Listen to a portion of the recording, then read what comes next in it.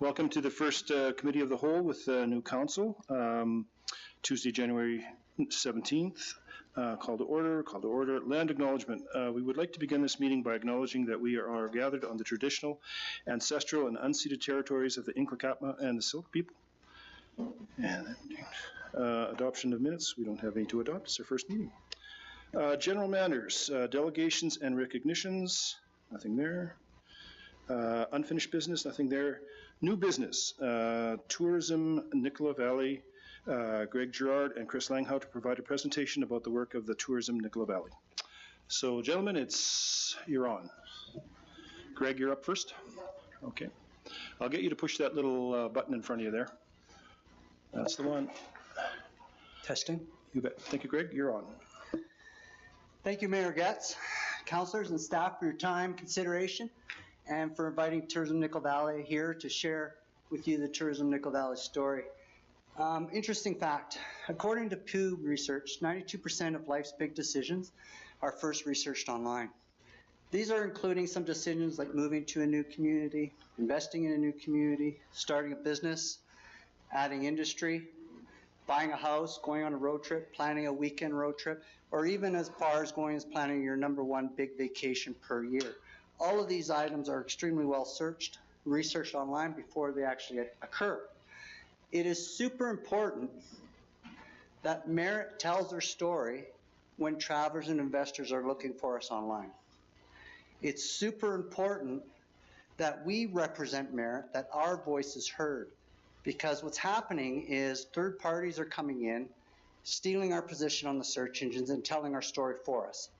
And it's not telling the story we want to tell. Okay. In 2018, Tourism Nicola Valley invited A Canada Marketing Group to conduct an independent tourism marketing study of the Nicola Valley. We came into town and we stayed here 3 days.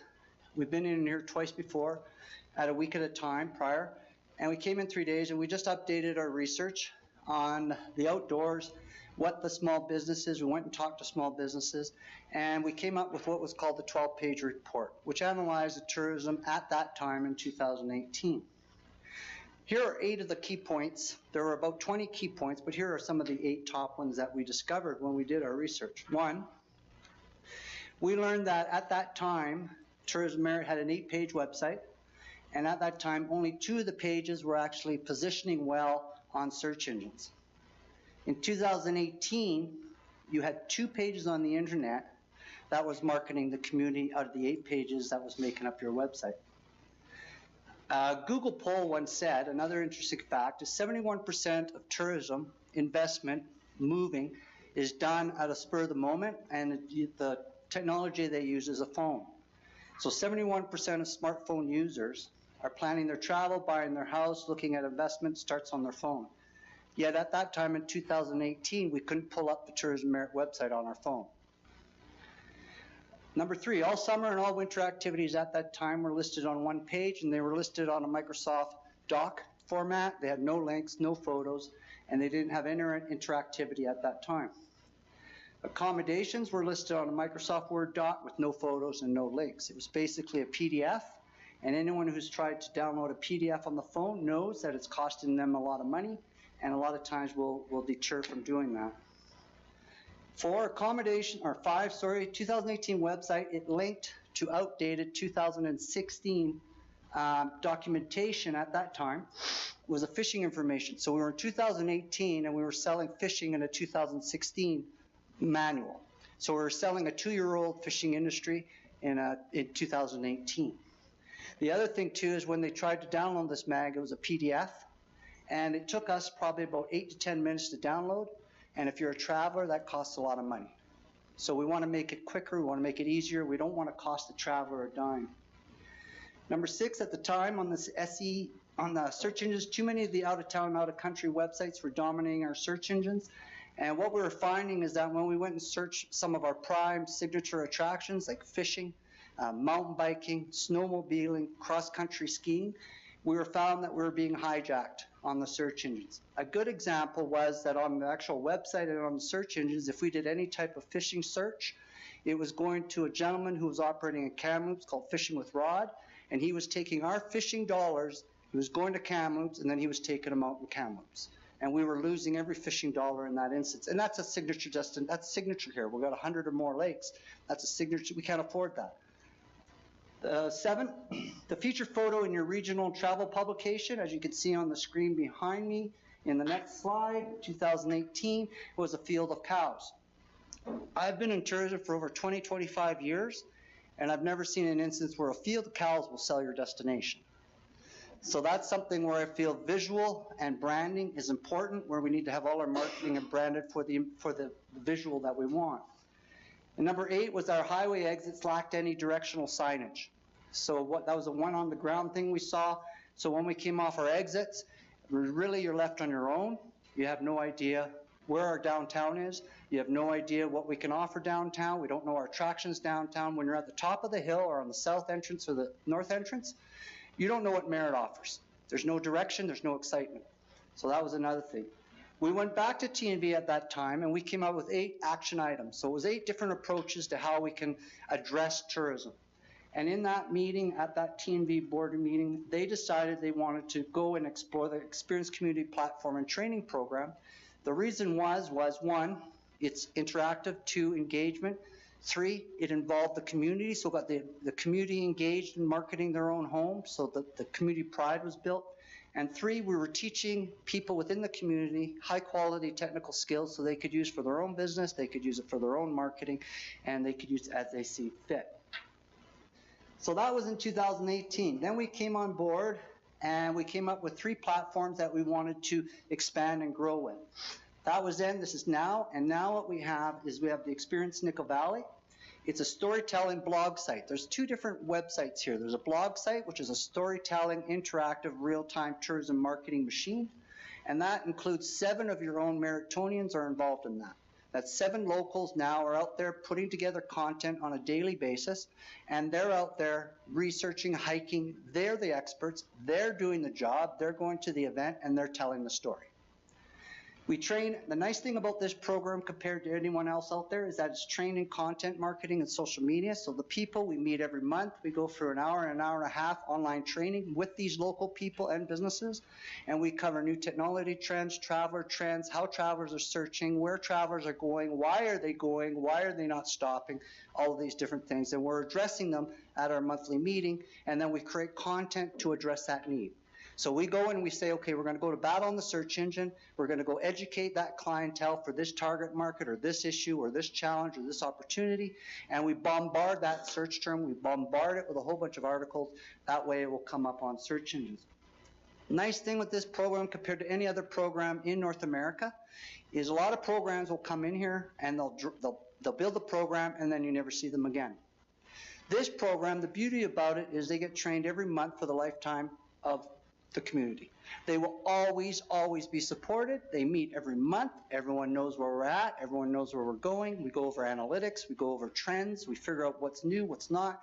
And then the bloggers go out and they go and do their necessary thing. They might go to an event and report on it, or we get contacted by an event and they want us to show up to help them with their marketing. We will do that. Next came Experience Merritt, which is about a year later in 2019. Experience Merritt is the traveler site. So this is the one the travelers access. The traveler site, in this case, has 30 different types of activities. 2018, we had 1, and on that page, the number 1 activity was swimming. Now we have 30 pages where every individual activity has its own page, positioning for its own on the search engine, which gives us 30 pages just activity-wise that we're positioning online. Then it also lists your accommodations, your attractions, your restaurants, your pubs, your nonprofits. And the nice thing about the Experience Merritt website is that it's fed by the Experience Nickel Valley website. Unlike any other form out there, it's live tourism. As soon as something happens, it populates all the platforms. If I'm a traveler, I come into Merritt now, I'm seeing what I see now. I come in a month, the website looks different, the information is different. Everything is as if it happened yesterday. It's not 5-year-old information. It's not 3-year-old information. If somebody writes fishing, it's at the top of the page, top of the site. Fishing is what we're working with right now. Every season, the site goes from a summer look to a winter look, just by content. So we're not going to show you a summer, like a lot of our competing small town websites, you look at them, it's summer 12 months of the year. Our site changes in the fall. Our site changes in the winter. We sell our seasons because we want a 4-season destination. We have the physical inventory. Now we need the will. Last came the Nickel Valley Talk Show. That talk show, we had 60 episodes. We had at one time a 7-month waiting list to be on that talk show from the community. I believe Dana was on it a couple times. Thank you very much for that. That is something where we decided during COVID that we wanted to show off our community. We wanted to introduce the community to the owners of the business, who often are not shown. I don't think we respect and show how appreciative we are of that. So for 60 episodes, we showed the nonprofits, some of the businesses that were involved in the tourism. We spent an hour to 20 minutes, and this program's coming back because it was so popular on that platform. So all the platforms with this program, unlike any other program, they all talk to each other, they interact and they're engaged. We call it real-time tourism. We're not going to put up a 3-year-old website. Merritt is represented on what's happening in Merritt today. And this can go so much farther with a really strong working agreement. The platform and the training program is a first of its kind. So ever since 3.5 years ago, we've been meeting every month. We have come from one place to another with new technology, new features, new trends that we have learned over the last 2.5 years. The bloggers are now becoming tourism experts. They know a lot of stuff now, and they know search engines now. They know social media now. So now we have, not that we're relying on an outside regional association to market us. We're going to have people who live in the community who have great pride. They live, work, and play. They're the ones now putting all the information online. Well, how more passionate can you be about your community than somebody who lives here? The platform identity changes with every season. Here's the beautiful thing. In the last couple of years, we had about 340, 170 total traveler visits. That's 315 views a day looking at Merritt. 340,170 total traveler visits. 2019 to 2022 online. That's 315 views a day on average that they're looking at Merritt. That's counting in our social, that's counting in the 3 different websites. So tourism today, here's a couple things. Right now, most communities, you go anywhere across this country and you look at any community our size, they're operating on a 10 to 20 page website. Our website has gone, now we literally have for Merritt a 315 page website because we've been adding content every week. And over the time now, we have 315 pages representing Merritt online compared to any community that's within 300 kilometers of us. They don't even come close. They're at 10 to 20 pages.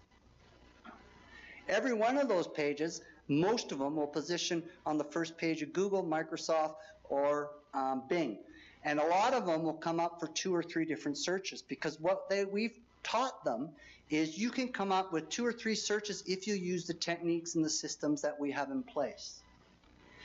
So let's look at where we're at right now. If we look at comparing non-COVID, now remember 2019 was a non-COVID year. That was one of the biggest tourism years on record, was 2019 before COVID. Then COVID hit. COVID hit in 2021, 22, and we were dealing with all the pushback from tourism, airlines, travel, interprovincial travel, intercommunity travel. Where we are now is tourism in the Nickel Valley has grown from an 8-page website to a 315-page website. Tourism has grown from 2 search terms on the first page of Google, Bing, and Firefox to over 3,000 search terms now. We saw a 56.3% increase in travel visitors researching Merritt online in this period of time. We saw a 115.7% increase in web pages viewed by travelers. And in 2 years, Experience Nickel Valley and Experience Merritt has become the #1 social media channel in the valley. Now, if you look at a competing social media, they've been there for 15 to 10 years, and we're up there in 2 years. Same numbers. Top projects. Not only are we online, but most of you will know while we're online, thanks Greg, while we're online, there's a lot of things that we did, what we call boots on the ground tourism and also print tourism. So my background is tourism and international marketing. So a lot of this, working with our group and working with community stakeholders and all the various associations, we've come up with quite a few of very, very pertinent. A couple of the projects we have done is the 2 highway billboard signs, 14 feet by 34 feet. Those will change. There's advertising space for events. There's advertising space on them for businesses. That is going to be coming online pretty soon. So if you have an event, you can go and have it on the 2 main highways entering the community. The Merritt Mountain Biking Trail Project. We were fortunate enough to be working with the Merritt Mountain Biking, and now we're doing a whole new hundreds and hundreds of thousands of dollar project with them where we're revamping all the trails. We've re-signed all the trails. We've got new kiosks. We have bike station repair stations coming in. We've got brand new TTFs, which are technical trail features, where are the ramps, the beams, the jumps, and everything, all brand new. Windy Canyon, we'll redone the bridge at Windy Canyon, and it also becomes interactive. So what's happening now when mountain bikers come to our community, we have a world-class mountain biking system. Everything's trained, all the top-of-the-line TTFs. We have the Merritt Crowns coming back just in time for this. We're going to have a ribbon cutting for this with the provincial parliament, and hopefully Dan Albus will come. And then with this also, what it provides us is now we're on the same level as a lot of the mountain biking places in BC. We will have just as good of a park, if not better, because our park is going to have interactive features, which mean if you're a mountain biker, you can download a QR code, and restaurants like Dana will have access. She can put a mountain biking special on, where the mountain biker can download the restaurants that are going to give a mountain biking special, so free coffee with the clubhouse, example.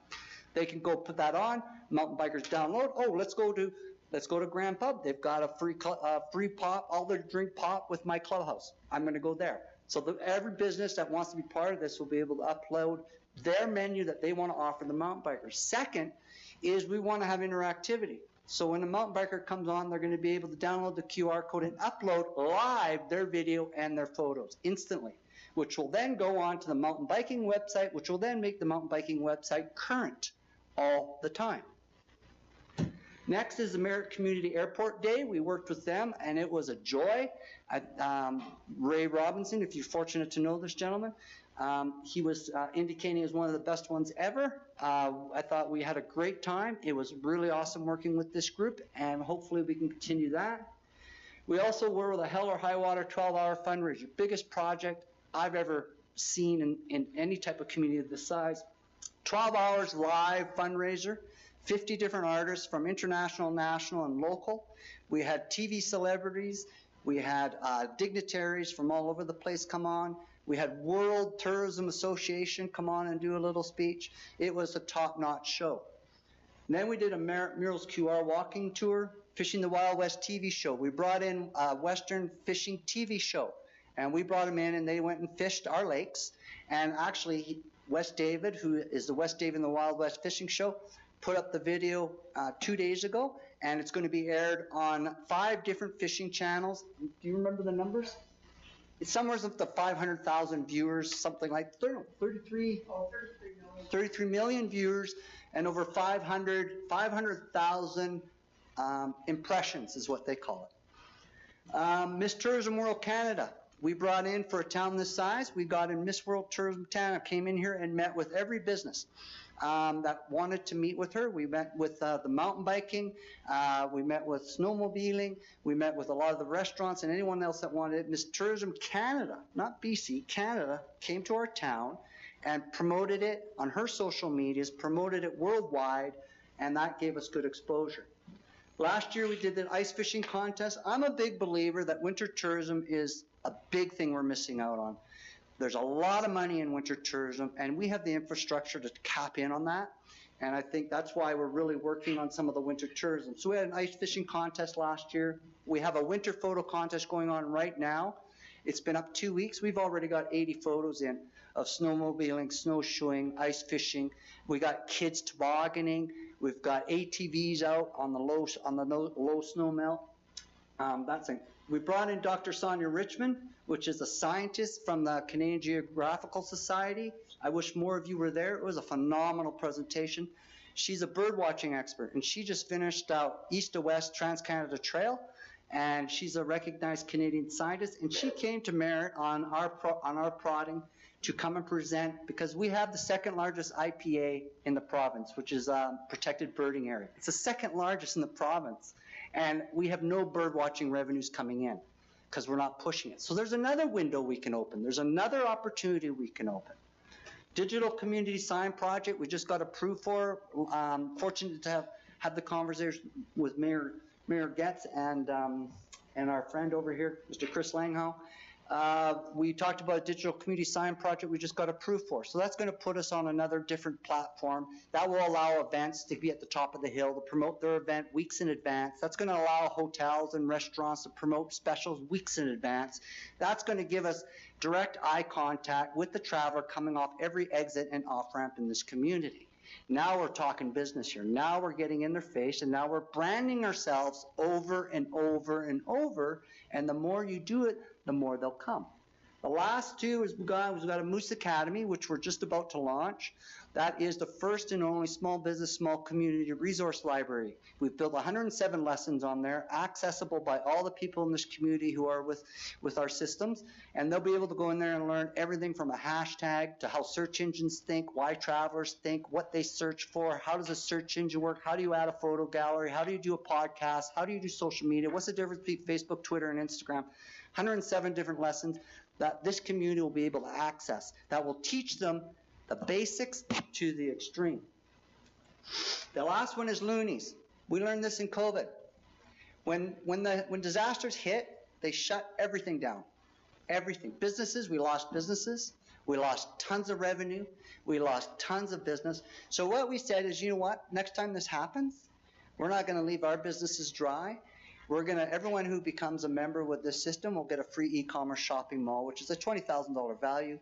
Now, next time, if there is, and hopefully not, but anytime we are challenged, our stores will still be online, still delivering product. After 1 year, the accolades started rolling in. It started with this article in BC Business Magazine featuring the Valley. The headline read, "Nickel Valley makes nice and much more." And they were referring to the positive storytelling of Merrittonians who participated in this program during COVID. Everyone else was going negative. Nickel Valley got into the BC Business Magazine because we were positive. We weren't sitting there asking for handouts. We were sitting there doing something with the budget we had. Okay, when we were praised in the media after that, we were continually praised in the media because I found out after doing some research and people were contacting me with our connections overseas that we were featured as a program to watch in Australia, in Europe, and in the US. And these were saying, look at this small community, look at the program they put together, didn't cost them tens of millions of dollars, all it took was community buy-in and people being proud of where they live. Next in March 2022, the Experience Nickel Valley, Merritt, and Nickel Valley Top Platforms won the Best Economic Development Community Project Award for communities under 20,000 population. This is the BCEDA. This is the big one in our province. And they recognize this program as the best one for small communities. In fact, Dale Wielden, which most of you know, BC Economic Development Association president, he said the BCEDA has given these awards to individuals who have dedicated their time to community-based economic development.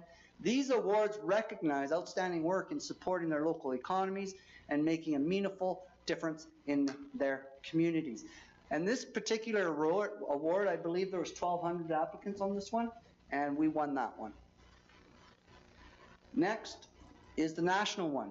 This was a very nice, pleasant surprise. Just a couple of days after we were recognized by the BCEDA, we were contacted by the Canada Prestige Awards.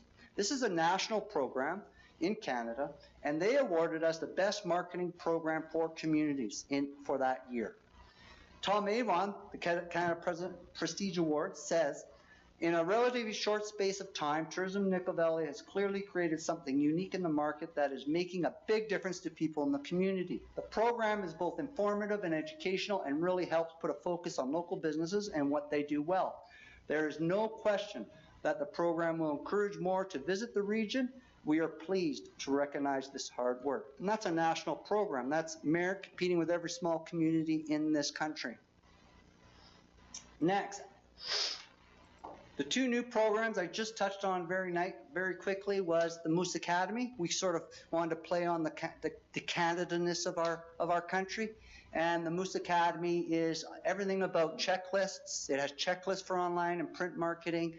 It has videos. It has text videos. It has real live videos of webinars, and now we're starting to bring in global experts. So we have World Tourism putting together some stuff for us to put on here. So it's a little town of Merritt. We've got some pretty good connections out there that we've developed over 3.5 years that go beyond our borders.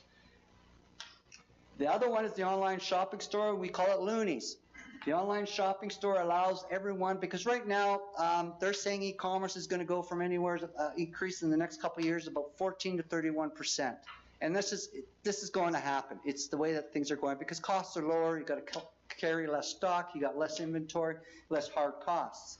So what we wanted to do is right now we're in the process of building a system where everyone within our network is going to be able to access their own online shopping mall. They'll be able to load their shelves. They'll be able to design it so everyone can have a different facade on the front. They can have an entrance. You can walk in and you can look at all your online shopping. Dana could put all our menu up there.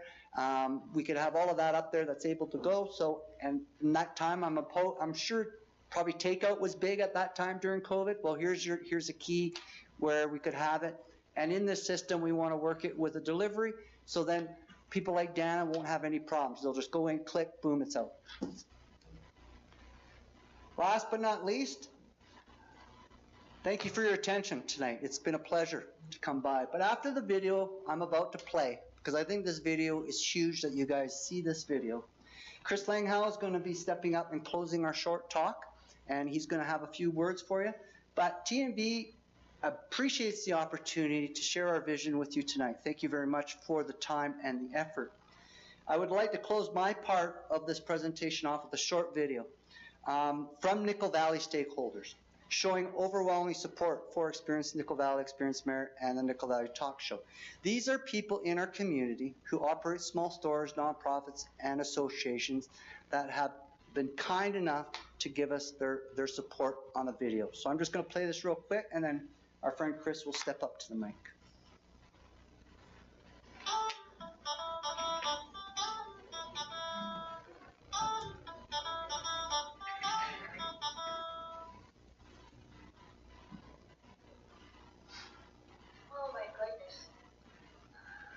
Chris, you gotta play it on your part, or Greg? And also, I think this area has won more than one award than a few, but it's needed.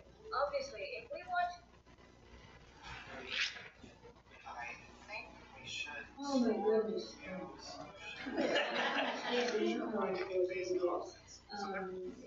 And also, I think this more than one award. It's been a few, but it's needed. Obviously, if we want to improve our situation, no matter whether we be the rodeo, whether we be the Christmas parade, which is being organized right now, I believe anything like that, we need the people at the Experience Nicola Valley to put that out, get the word out to people that this is what we're doing. And again, those are volunteers, and it's a great group of people, and I just can't speak highly enough of them. Yeah, the Experience Nickel Valley program has really put Merritt on the map. There's people talking about it all over, following all the different, watching the different programs and stuff. I think it's amazing. It's bringing more people into the Nickel Valley. People are coming into our store, moving up here from the Lower Mainland, from Alberta, from all these other large centers, and telling us that they're relocating. And a lot of it is programs like this. You know what you guys are doing as Nickel Valley Tourism, bringing customers into Merritt and keeping them here. And it's our job to make sure that we all keep them here, right? You guys have done a great job of promoting Merritt and getting people here to stay. That's a great question, and without people like Nicola Valley Talk and the Nicola Valley program for these small communities, it's hard to get the word out. And so we're very appreciative of that, and kudos to you guys for the awards that you've won. And I know, and the Nicola Valley program. For a community like Merritt, it's the bread and butter to keep things going and get the word out. And get it on the social media and get it out there for people. So thank you for doing this, and it's greatly appreciated. And like I say, kudos to you guys. It's amazing, and small communities like Merritt need this kind of stuff to get the word out. Well, you must be doing a good job, because I got some phone calls yesterday and today wondering about me being on this show, and I didn't even remember it myself. So obviously you're getting the hits on it. So, yeah, it was quite interesting, and people from down Vancouver and stuff. So you're definitely reaching the audience, which is great, because so yeah, no, thank you very much for promoting this show and our little community. I feel that the tourism industry and all of Merritt in general, it's amazing for us to have been put on the map in such a light, and to bring more light towards Merritt, because we do live in a beautiful community. We have lots of things that we can do here, and so it's wonderful that we get to share that with everybody in BC and the world. And I think it's brought enormous tourism to town. I mean, we've had so many young people come from everywhere, all over Kamloops, Kelowna, Vancouver, and especially Merritt, that would come and play a round of golf. And they need to know about services in Merritt and stuff to do. And there's only one place that at the moment is really doing that, and that is the Nicola Valley program, the Experience Nicola Valley program, and tourism that is really putting out the work and getting the message out. And so it's been great. Hear about your awards. I've never had a chance to congratulate you and your group. Those are very prestigious awards. I mean, the one for the Canadian one, and I understand that people have tuned in places like UK and Australia and New Zealand. I mean, that's huge. You're getting the name, you're getting the Merritt name out there. Even people, when you get a web page like this, you go on and you'll see the different people who have been on here, and even people you don't know, you'll get to know them a little bit better, which is just, it encourages growth and encourages relationship, and relationships and emotions and relationships just build so much on what this town stands for. And it's just friendships and people who want Merritt to grow, and it's a great thing. I really applaud you for what you're doing here. It's a really good community thing, and it's great. Well, I think it's safe to say that you guys bring a lot of acknowledgement to these little hidden gems in our valley, and sometimes it's hard to get out and advertise and promote all these little things. And it's nice to see little, places are being recognized, and I think that goes a long way in our valley. So great on you. So just to bring the awareness of what you're doing, I can't even put a number on that. It's crazy important. That's people coming in from either province to province or from the US. They're buying groceries at the grocery store. They're filling up at the gas station. They're staying in the hotels, restaurants. It's endless. I can't even tell you how important that is. It's great. It's definitely something that I had never thought of doing, but it throws out all kinds of information and definitely gives a positive spin for the club, and some advertising on top of it. Well, first of all, this format of people like me, businesses, artists, and all the people that you guys have included and showcased is just an awesome platform for people to get to know what's available locally, and so that's pretty amazing. And for tourists to get some inside information at their fingertips, that's genuine and comes from the people who live here and enjoy it on a daily basis. I think it's amazing. It seems, I'll be honest, I've never been to Merritt. Oh my goodness. I will soon.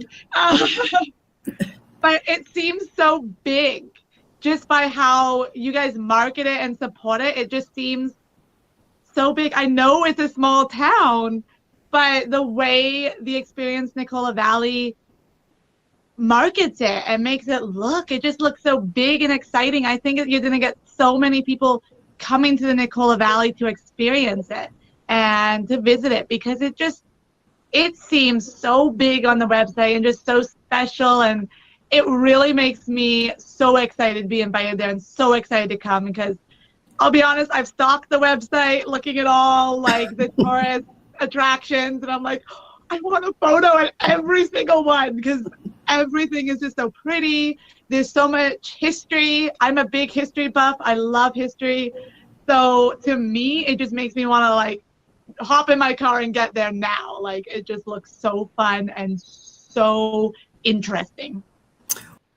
Well, first of all, I'd like to raise a toast to your awards, that you guys are doing such an amazing job for the Nicola Valley and surrounding areas. What you're doing and how you're promoting us and how you're getting the world recognition. I am so proud of you guys, and I just think it is so amazing. And we are so fortunate to have such a wonderful team that is bringing such amazing programs into this community that, you put us on the map, and that deserves a toast.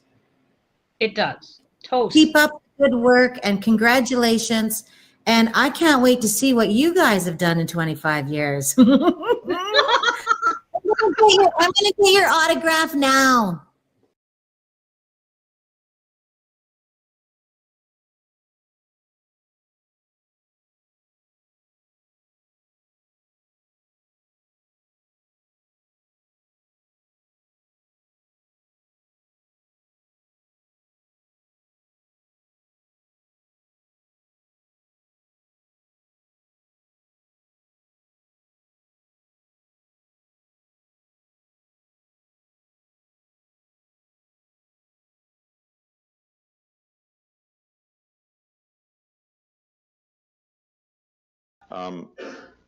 I'd just like to say that we're very fortunate in Merritt here to have someone of Greg's caliber and his brother's caliber working here with us to help us with our tourism programming. It's fantastic. We're very lucky. I think you can probably see what Greg and his brother put into this so far. It's amazing in a short period of time, 3.5 years.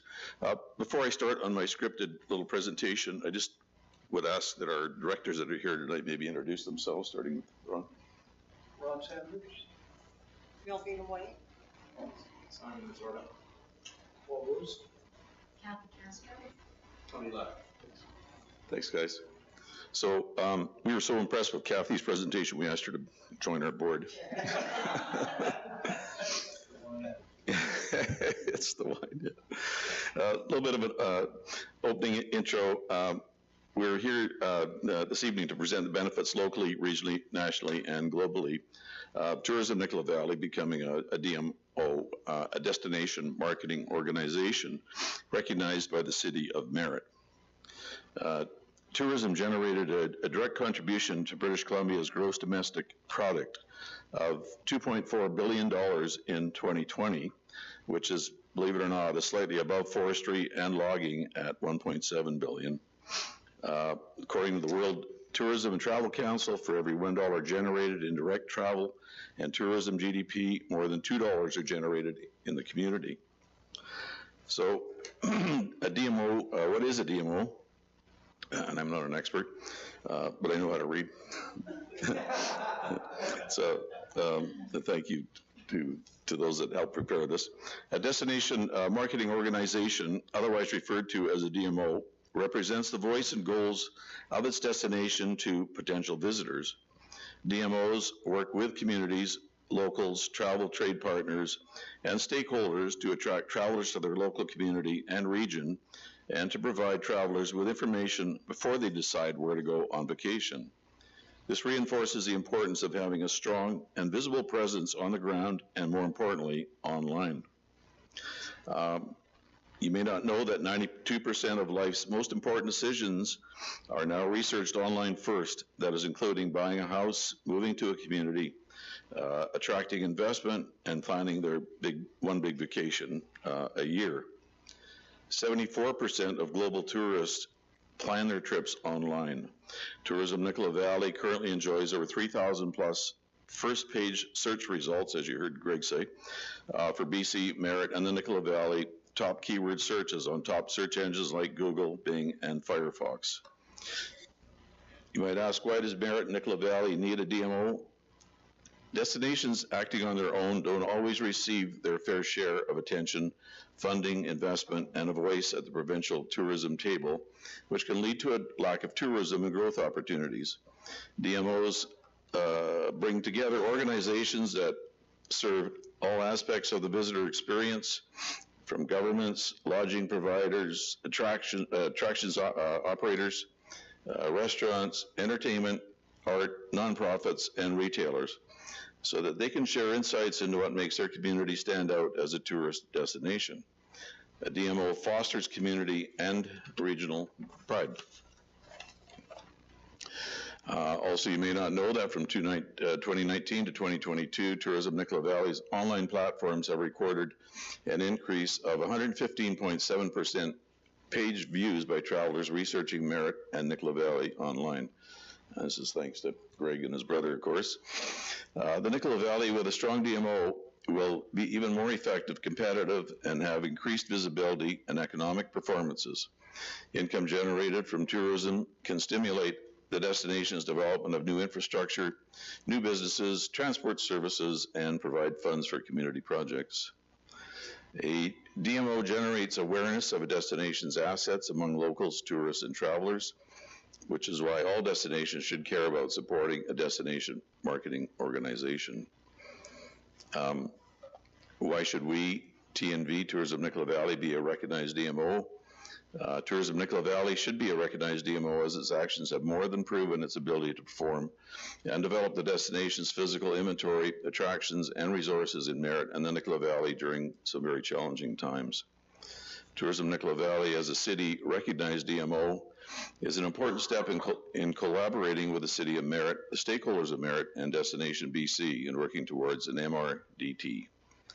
Our MLA here, Jackie Taggart, best describes Tourism Nicola Valley's efforts when she said, "The spotlight will be placed on local businesses and organizations to promote products, services, and events. The exposure will entice people to visit and support the Nicola Valley." In closing, we're asking the City of Merritt to recognize Tourism Nicola Valley as a recognized designated DMO, Destination Marketing Organization. Thank you, Mayor Getz, Council, and staff for your time and attention. Greg, if you have any questions on DMOs, Greg will step up and answer those. I'll just get you to kill the mic, Chris. Yeah. So thank you, Chris, and thank you, Greg. Actually, Greg, I'm very impressed with the fact that you gave that whole presentation and you only took 2 breaths through the whole thing. Awesome. Your passion is fiery, so I appreciate that. I think it's fairly obvious from when I was sitting on council and where we are now that tourism from the city run has been a bit of a challenge. I think it's been fairly obvious. That's why we asked you to come and present, because a lot of people know of Tourism Nicola Valley, but they don't know of Tourism Nicola Valley. I had no idea you had won these awards. Didn't know. So it's nice to have that information. Council, anyone have any questions? Councillor. Thank you very much. Excellent presentation. I myself, I can honestly say I've followed you guys on all your platforms, and I've been very impressed with it since moving to Merritt, and this definitely enlightens me a little bit. So, and congratulations as well on your awards. I'm just curious with the request to be a recognized DMO on behalf of the city. Is there any financial implications to the city, and what exactly does that look like as far as a partnership in your eyes? Thank you for the question. For the DMO, there is no financial responsibility for the city on that. What the DMO enables us to do is to sit at the table of BC Tourism, to sit with the big boys, be available for the funding, be part of their programs, be part of establishing a relationship with BC Tourism. Without being a DMO, it becomes very difficult to get a spot on that table, to be there to represent the Nickel Valley, to be there to tell our story, to be there to work on the programs that BC Tourism has in place. Right now, we can't, because we're not there. If we're there, then we can, and that's the big advantage, is we actually have a working partnership with the Regional Tourism Destination Marketing Association, which allows us to be in the conversations in those closed boardrooms and be part of the future of tourism in this province, opposed to playing catch-up.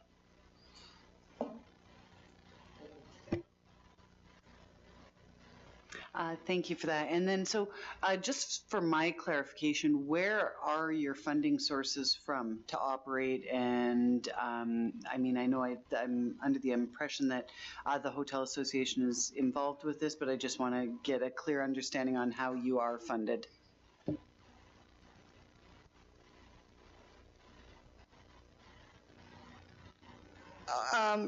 Right now, we are collecting the hotel tax by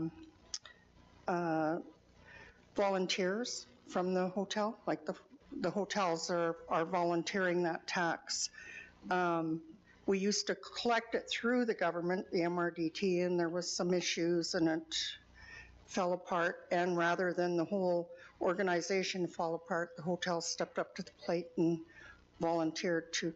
It's not a tax that we're collecting, it's a fee that we collect, which is all the rules of the government, the MRDT, all our rules are the same. The money gets deposited to Community Futures, or while the reports go to Community Futures, and they write the checks to Community Futures, and then they're brought back to us. Councillor Egan? I was wondering, so it was, you have to turn your mic off, I think, Melva. I'm just wondering, so that's the 8% hotel tax that we're talking about? No. No? So, but was it before, or did you get like 2 or 3% out of that 8? The 8% hotel tax is actually the PST, provincial sales tax. The 2% is what the MRDT collects. Okay, so how much do you actually get? 2%. Okay, but you said that was a fee. Well, 2% fee.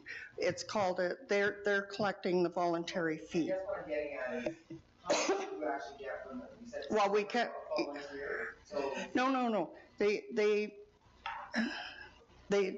We follow the same rules as the MRDT, but they're collecting it voluntarily. We're not collecting it through the government right at the moment. It gets collected like the hotels are collecting it voluntarily. And then they remit, same remittance and everything's the same as the MRDT. It's just not collected through the government.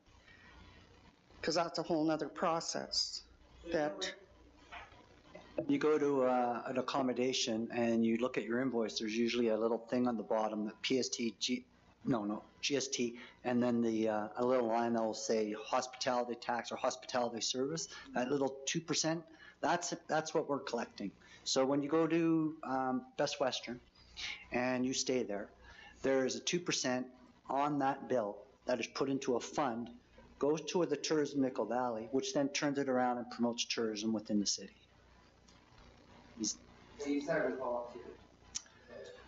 volunteer. How can you determine how much money you're working with? That's volunteer. Okay. The 2% is paid on what they collect, like on their sales. So they send a form in to Community Futures. Community Futures, nobody on our board knows what those sales are.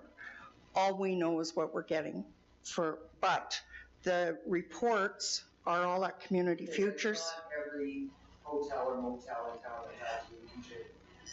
Well, not all of them qualify to contribute either, because they're monthly hotels, a lot of them. Yeah, so, yeah, we've got another one that'll be coming on board, so we'll have pretty much all of them. Okay, so I'm just going back to the point that Claire was talking about, Councilor Newman was talking about, is, you know, we just wondering how much money you need and how much money you actually operate. Well, our budget's pretty skimpy. We. A lot of volunteer work, I'm sure. Yeah, it is. It is, but it's, yeah, it's all working around. One of the backbones of how Tourism Nickel Valley has made it to this point is volunteer. None of us are getting any money out of this. All of us are volunteering. All of us are providing everything for it. The only reason this has survived is we're not taking pay out of it. So all the money that comes in through the hotels, which has to be an overnight, so monthlies, all the ones downtown basically, maybe 2 don't qualify, but 2 of them, maybe one definitely nights in, they qualify. And what they've done is they want to see tourism prosper. So they're putting in this 2% on it, which allows that money to go into the Tourism Nickel Valley, which is monitored and accounted for by CF. Other revenues that we do have coming in is, of course, if we have a grant feature, but those aren't our revenues. That has to go towards the project, but that's not a revenue because we have to distribute that money penny for penny on that.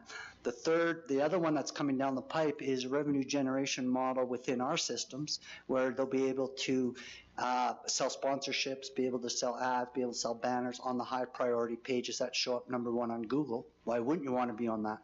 And then you can have a direct link to a restaurant. So there's different avenues of it, but right now it is the collection of the 2%. That goes within the budget. That's accounted for by CF. So I'm assuming, Greg and Melvina, that you don't get the same amount every time. It varies on the seasons. I'm assuming by how many people come and stay in your community, right? Yeah, it varies. It varies, and through COVID, of course, it was pretty scant because there's no collection on monthly rates, government rates, government guests, there's no collection. So yeah, through COVID it was a little scant, but we weren't doing anything that we really needed a lot of money for. But so that's how we've been.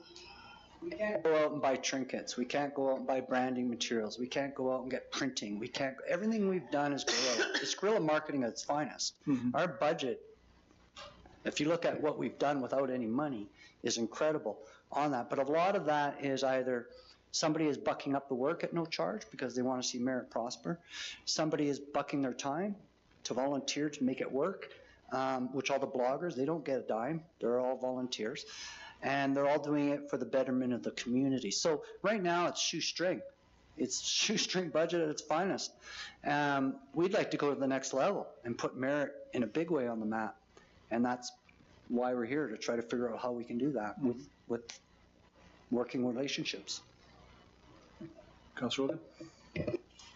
So, I have no questions of the positive impact the program has had in our community. So I can believe that it's already that many years. So I remember when you guys came first to town. So, and if we compare the exposure that we had at that time with the exposure that we have right now, it's very, very, very big difference. So now my question is regarding the DMO.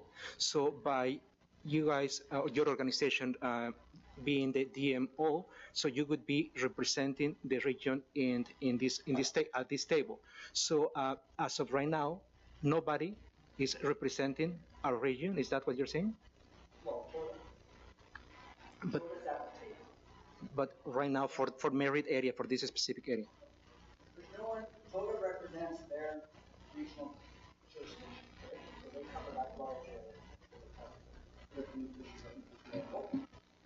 So Toda covers a very large regional section. The problem with the way that they've built the demographics, and this is the same concerns with North BC tourism that that they've told me is that it's such a large area, the only ones that are getting any sort of representation are signature destinations. So if we look at ours, what does everyone talk about? Kelowna and Kamloops. I very rarely do I hear them talking about Ashcroft or promoting Ashcroft on a high level or promoting Logan Lake on a high level or Merritt on a high level, because the money goes to Kelowna and Kamloops because that's their signature, that's their bookends. For this area, that's the bookend. What we're saying is it doesn't have to be that way. We can play at an urban level. We can do better than anyone else in this region. We can represent Merritt at a table where the decisions are made on a provincial matters. We can actually go there and have Merritt's input, and maybe on some occasions Merritt gets a good pushback from that, gets some good benefits from that. But having no voice, we're not going to get anywhere. Any other questions? Seeing none. So, Councillor Newman, sorry. Sorry, thank you again. For a little clarification, because obviously the city of Merritt has no input on what you guys publish or what you use to represent, and what you're doing I think is great, but there's no tie-in. So if there were to be a partnership, I'm wondering, how do you see that look when obviously Merritt brands themselves and may brand themselves differently than Tourism Nicola Valley, or vice versa. So I'm just wondering, if you need a specific dollar figure to make things happen. I'm trying to see how this partnership can go forward, and I'm just wondering how you guys see that in your eyes. Right now, our first step is the DMO. Going forward, we'd like to work towards the MRDT, and of course we need the city for that. We do want to work with the city, but either way, it can't be one-sided on each side. It has to be coming together and a collaboration of both sides and an understanding of both sides. Otherwise, it just won't work if there's going to be one side steering the ship. Sure, go ahead. Okay. Tourism Nicola Valley, from my experience of talking with this board, has been trying to establish collaboration for 13 years. How many times do we have to keep trying to collaborate before you have to go on your own? What we're trying to do now is forget the past. Merritt has a beautiful future. We have everything that can offer. What we're trying to establish is there's a lot of resources on your side, a lot of resources on our side. Man, if we brought those together, there's some serious branding we could do and some serious revenue we could bring into this community, not just in tourism, because tourism has domino effects. If you come here and you like mountain biking and you like our snowmobiling, you buy a house. If you like our outdoors, you move your business. If you love snowmobiling and you don't want to pay the high fees in Vancouver or Whistler, then you invest in this community because you love the activities in this community. There's dominoes beyond tourism we're talking here. We're talking millions of dollars if we do it right and have the right brand on the marketplace.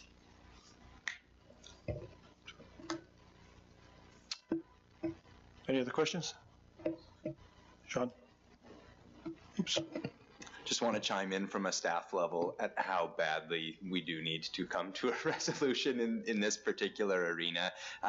You commented earlier on, the city side not running effective tourism programs year over year. And when it really comes down to it, we've had great discussions with this team, and I feel that their perception or feeling is that the city's kind of holding out on the legitimacy that we can provide through naming a DMO, through establishing a MRDT in the province. Like, that's what we really offer, is say, hey, you are our voice. You are the voice for Merritt. You are the voice for the Nicola Valley. And that's one of the big cards that I think the perception is that we've kind of lorded that over TNV's head because they're the ones doing the work, but we're kind of holding on to legitimacy card over here. And then the city's beef has been, but you're the ones that are collecting the funds. And, all of the funds go to you, and it's just been a really, really frustrating, tiring match, and I'm so happy to hear it say, like, let's just leave that in the past. And so from the city's perspective, we acknowledge that something's got to give here, and if that something is naming DNV as the DMO, staff would support it. So.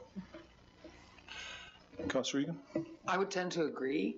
I've been going to tourism workshops, planning organizations, all kinds of things for over 10 years here. And we go through the motions and nothing gets done.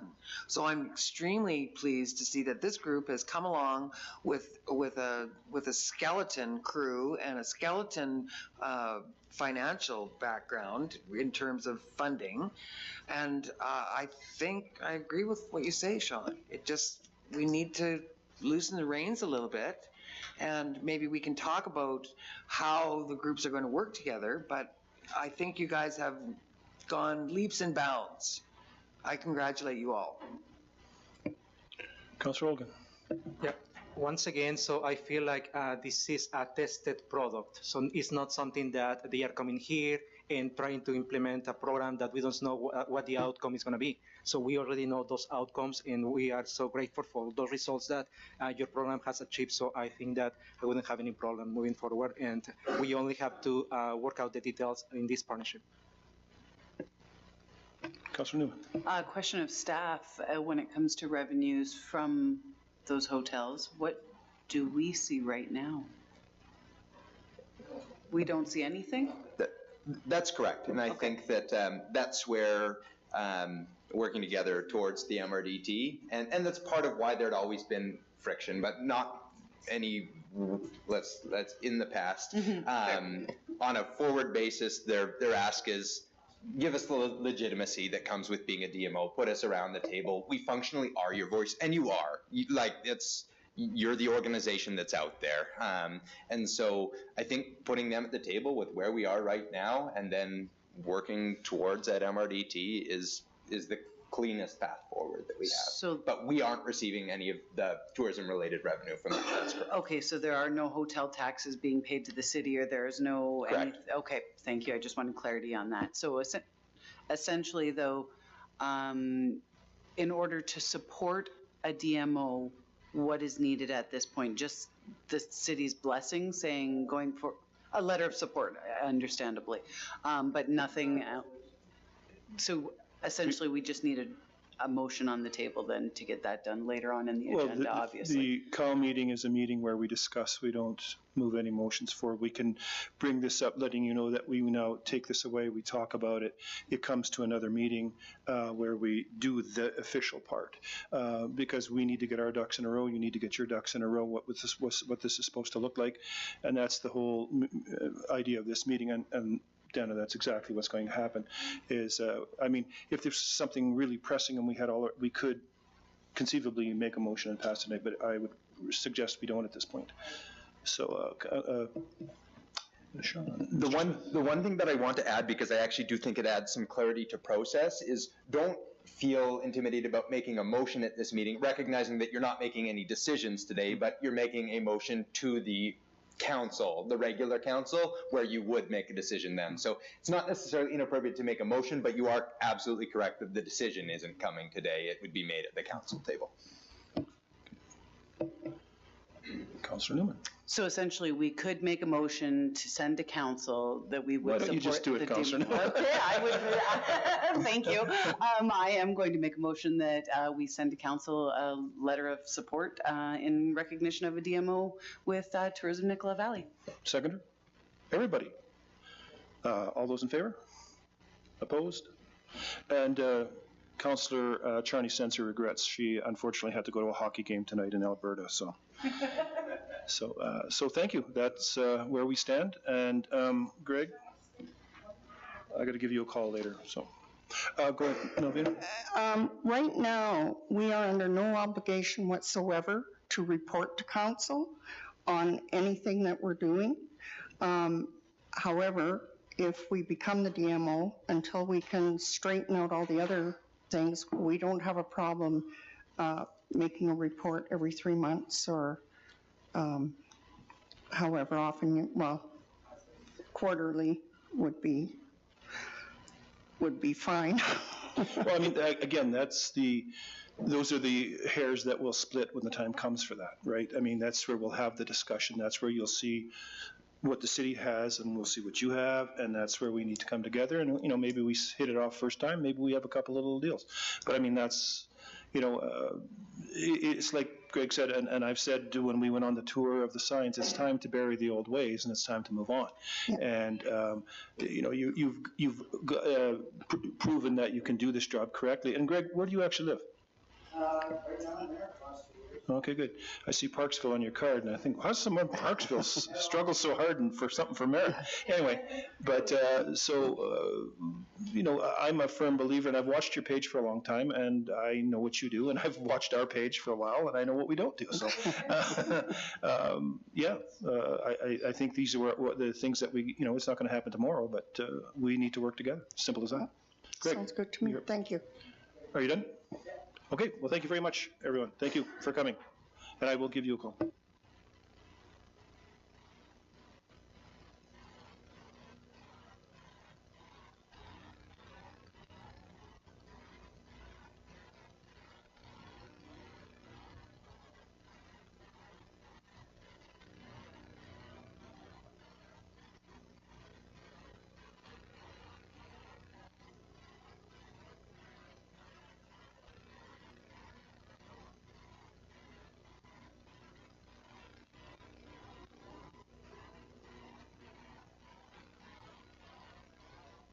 Your job with you. Yes. We really can. I got it out when I wasn't on the side. Yeah. Yes, I would stay. Okay, ladies and gentlemen, 5.2, Communications Overview. This will be led by Ms. Mullen. You are up. Got to turn on your mic, Kim, or a mic. Anyway. There we go. Okay, thank you, Mayor and Council, for giving me the opportunity to give this overview of the state of communications in the city of Merritt. I just want to start off by respectfully acknowledging that I live and work in the city of Merritt on the traditional, ancestral, and unceded territory of the Inkla, Kapma, and Silik people. And I'll just get Greg to move on to the next page or two. Next one. This here, I just want to give an overview of what communications in the city of Merritt does. So our department is writing, editing, design, branding, photography, video, media campaigns, and engagement, and strategy planning and consultation. That's just to give you an overview of what we do in that department. Next page. And this, I just wanted to give an overview that we do have some city documents. We have a policy and procedure that was established in 2009.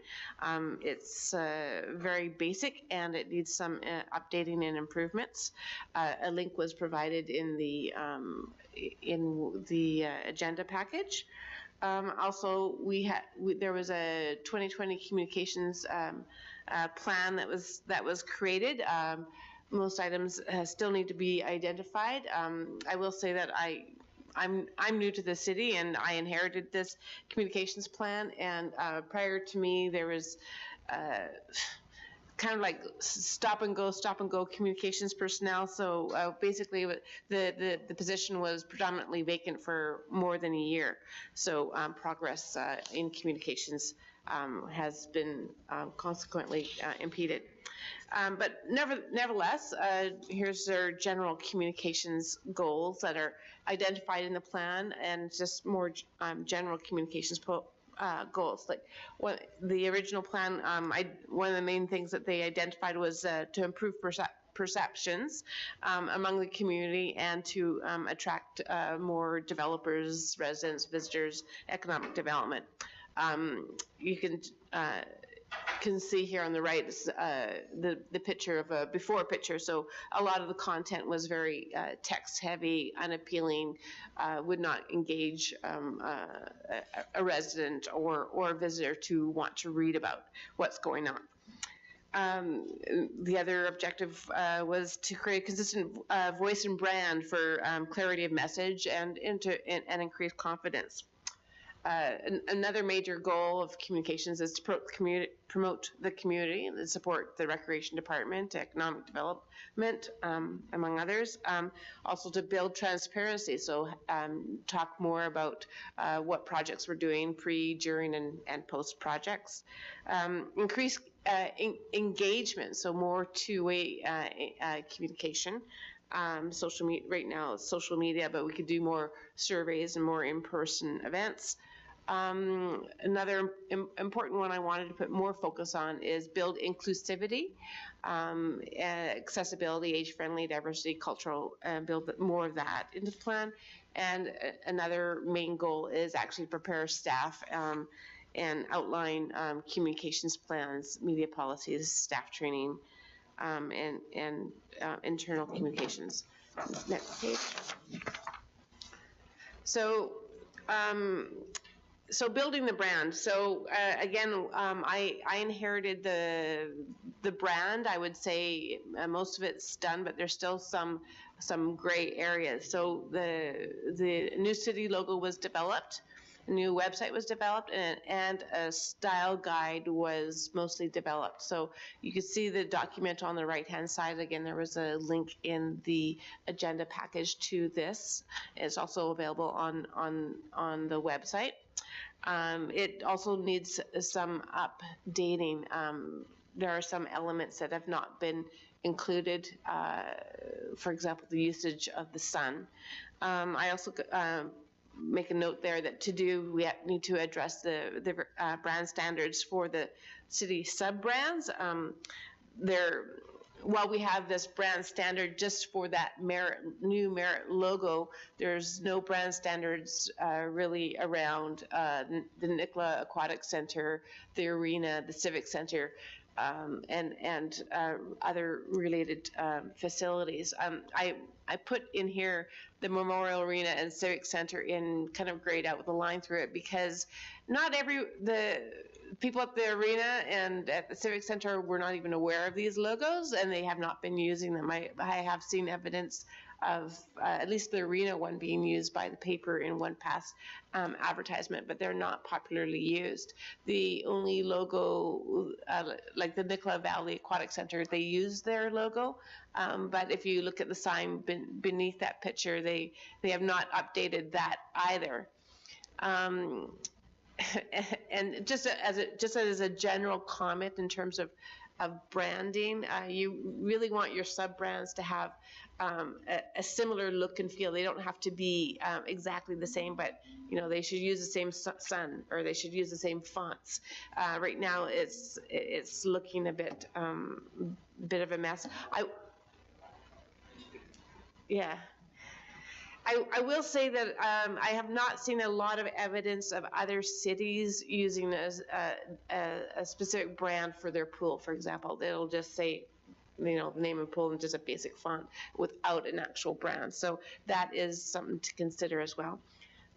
Saunders Field, that I'm just looking at that sign, that could be updated. Community policing and Merritt, the fire rescue. I'm not suggesting that we change their emblems or anything, but we could work on how we might use it going forward to make it look more like a partnership. So I have not done any kind of work on this area. All I'm really doing right at this moment is just identifying. I think this needs some attention at some point, and like to get council's thought on pursuing, more clarifying the brand. This I just want to highlight. This is the brand standards, and this is what I've been working on. Of basically taking those style guidelines that I inherited, and implementing those styles into all future communications, like the recreation guide, the city page, and social media. So I call that asset development in progress. So there's lots more assets that need to be worked on. Next page there. So these are communications activities that currently working on or have worked on. Most of what I've been doing is website updates, content additions, cleanup, news articles, press releases, social media, posters. I need to work more on signage, banners. That's kind of on the to-do horizon. Advertisements in the newspaper, other media. We do radio advertisements. Publications. Been working on recreation guide. We'll have to do help with the annual report in the coming months. I've got right here I put down to do. So basically, what's immediately on my agenda. I'd like to do a community newsletter.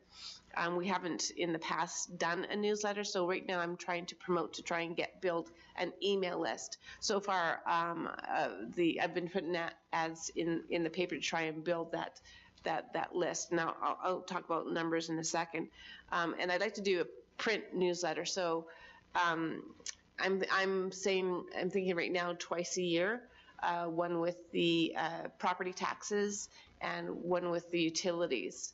And that would go to businesses and residents. Again, in the next page, I'll talk specifics about those. Other things that we could do is surveys, a visitor webpage. I'm going to talk about that a little later. More events and community tables, and an employee newsletter as time allows. So next page. So this is just a little bit of stats for you. So StatsCan, we have over 7,000 residents. I've just kind of identified what percentage of residents we have that are in the over 65 age group, and we have 28% compared to 17% in Vancouver, just to draw attention to our aging population in terms of how we address communications to those specific audiences. In our database, okay, so these top three numbers are what we have in the finance department. So we have 3,600 addresses for property taxes. That includes properties that are not actually occupied without any homes on it. But in terms of properties that are occupied, we have 2,400 residents and 400 businesses, and you can see on the right-hand side, we in those the people who have actually signed up for email notifications. We only have 101 emails for October utilities and 43 business emails. Unfortunately, it would be really difficult to draw those emails out of the VADM system. And for one, for two, you shouldn't really pilfer email addresses without actually getting their permission to Canada anti-spam laws. Good practice. Yes. Good practice. Let's stick to that. Yeah.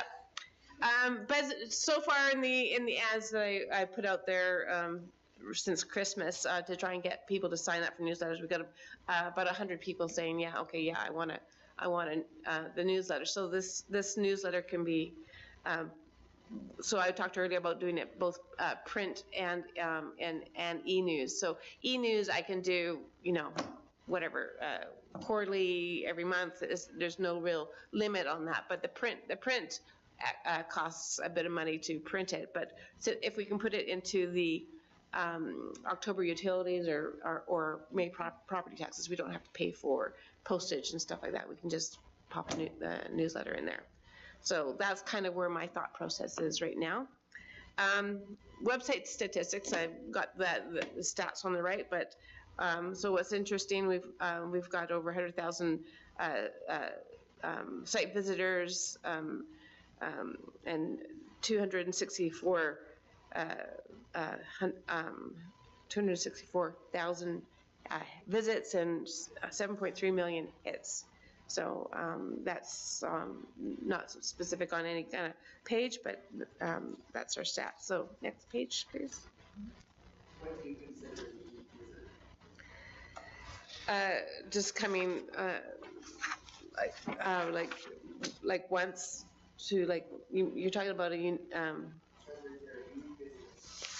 It'll do IP address tracking. Yeah. So if it's coming from the same unique IP address, yeah. Usually if it's the same person logging in a bunch of times, it's not going to count up multiple times.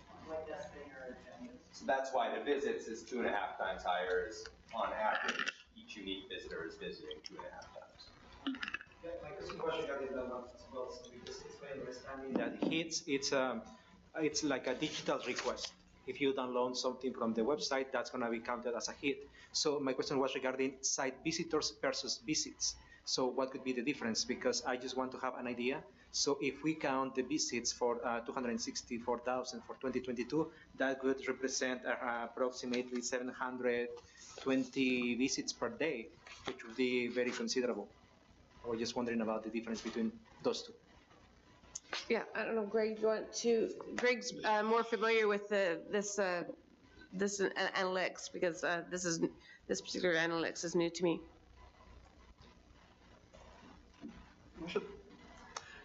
Thank you, Worship. I'm just trying to pull up the actual stats module, which is we've got built into our website at the moment, and I have a horrible feeling it is going to request login information, which I don't have on these computers.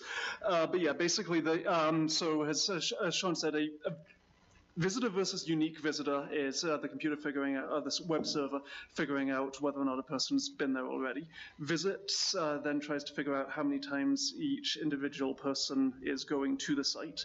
And then hits is trying to track things like the total overall activity, which is going to include things like automated activity from bots. For example, when the search engines are indexing a website, each and every time that they request every single, say, 2 kilobyte GIF that we have on the site, that counts as a hit on something, which is why you get the astronomically large figures like 7.5 million hits in total.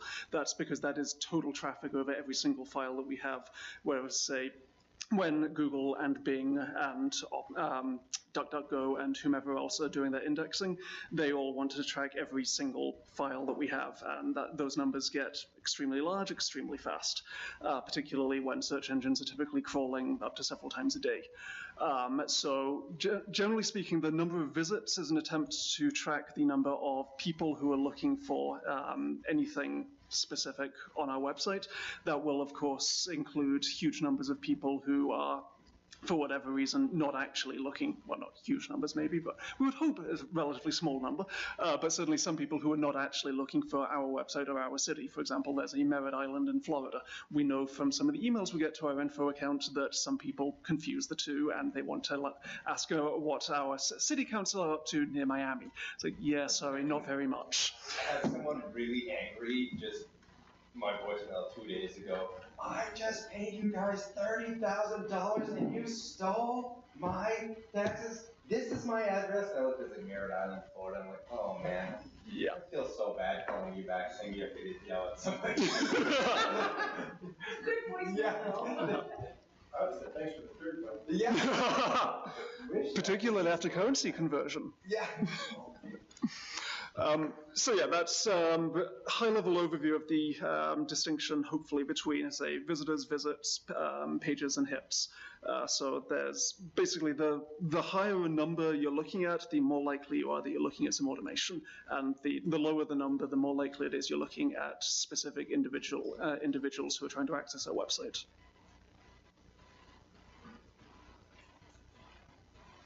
So go next page.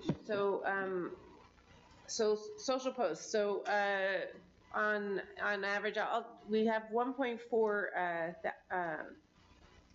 thousand Could I get you to turn your microphone back on? Sorry, my apologies. No problem. Yeah. So in terms of, this is social posts for the last year. So although it says 1.4 cumulative posts, I would just use Facebook as a baseline. So a little over 600 posts a year.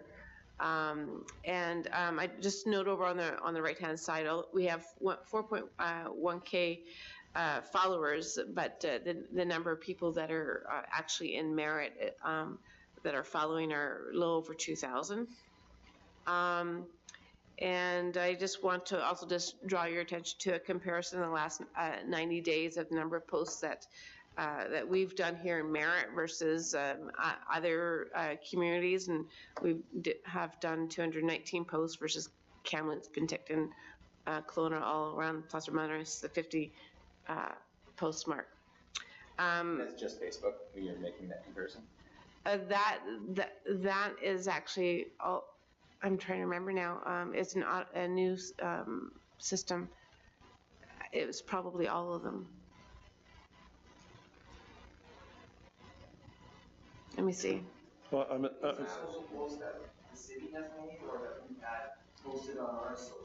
We have made. I'm assuming when you put these on one, it automatically populates the other two, because that's how my world works. So. Yeah, like for example, I throw in a post of I'll publish it to all three, for example. You choose. It's not an automatic that you can select which platforms you. Yeah.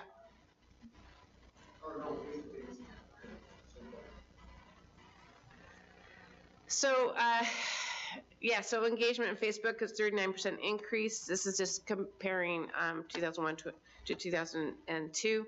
And just an example of the best posts that we had 21% engagement. So 231 shares. Sentiment, 81% positive or neutral. 19% negative. New followers plus 10%. And just as for your information, video, 7.9 thousand followers on video. Next page.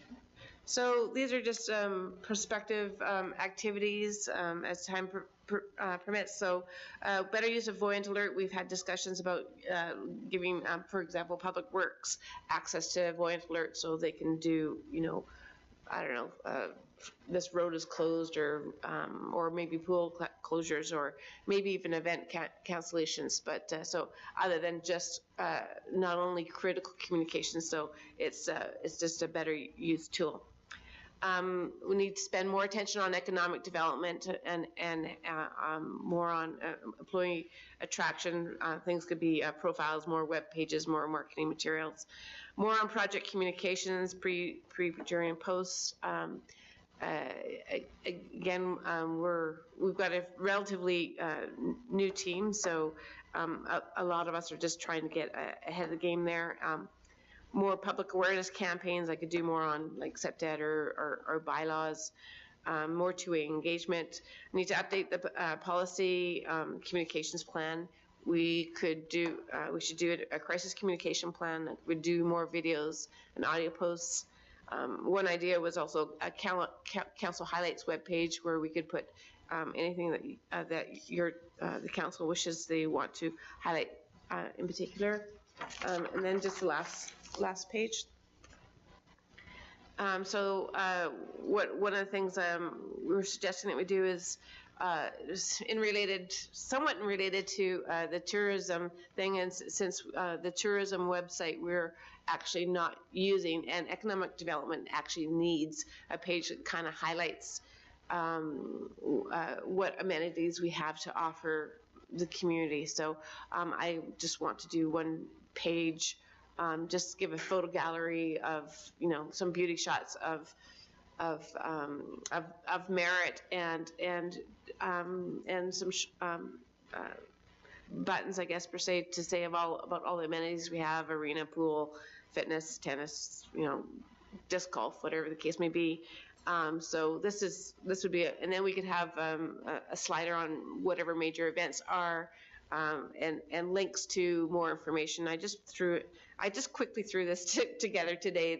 I'm not trying to say this is what I would suggest the page look like. It's just more of a brainstorming to start to create a bit of a vision for this page.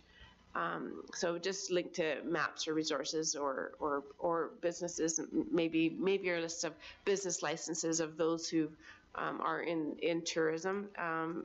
And then contact and direct people to the Bailey House. The Bailey House doesn't have a website, so at the very least we need to direct people to the Visitor Information Center.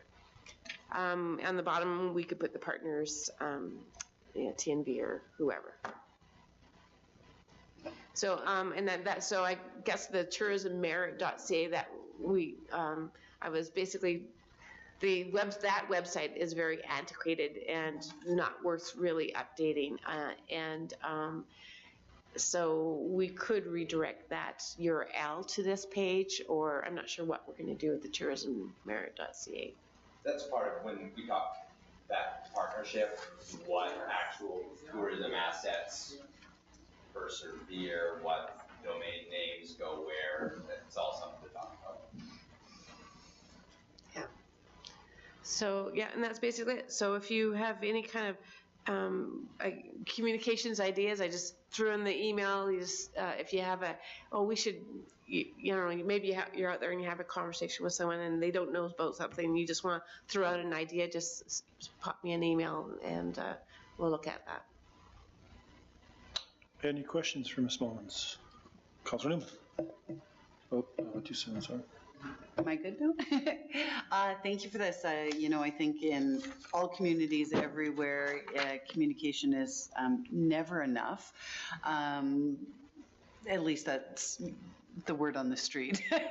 I am just curious if you have, I mean, obviously going into budget discussions, budget set out for these things like branding and like the list of things that you have here, that we would be able to have a better understanding of, you know, it's one thing to say, these are all great things that we need to accomplish, but what the dollar figures are attached to each of them might be helpful in at least, you know, narrowing down a playing field going forward on it. Because obviously there's an awful lot here to digest, and obviously one person can't possibly get all of this done. So I'm just, yeah, obviously the dollar figures always make things sometimes a little bit easier to digest going forward. Yeah, thank you. Can I add one comment on that?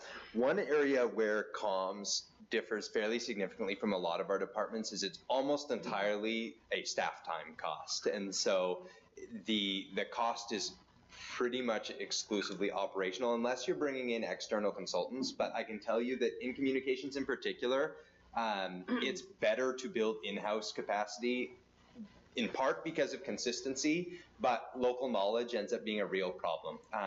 So you guys will know that we brought in crisis communications that wasn't local to support our first EOC as well as our recovery operations afterwards. And they did well, and I'm not in any way trying to knock it, but it's harder because there's things that are just viewed differently.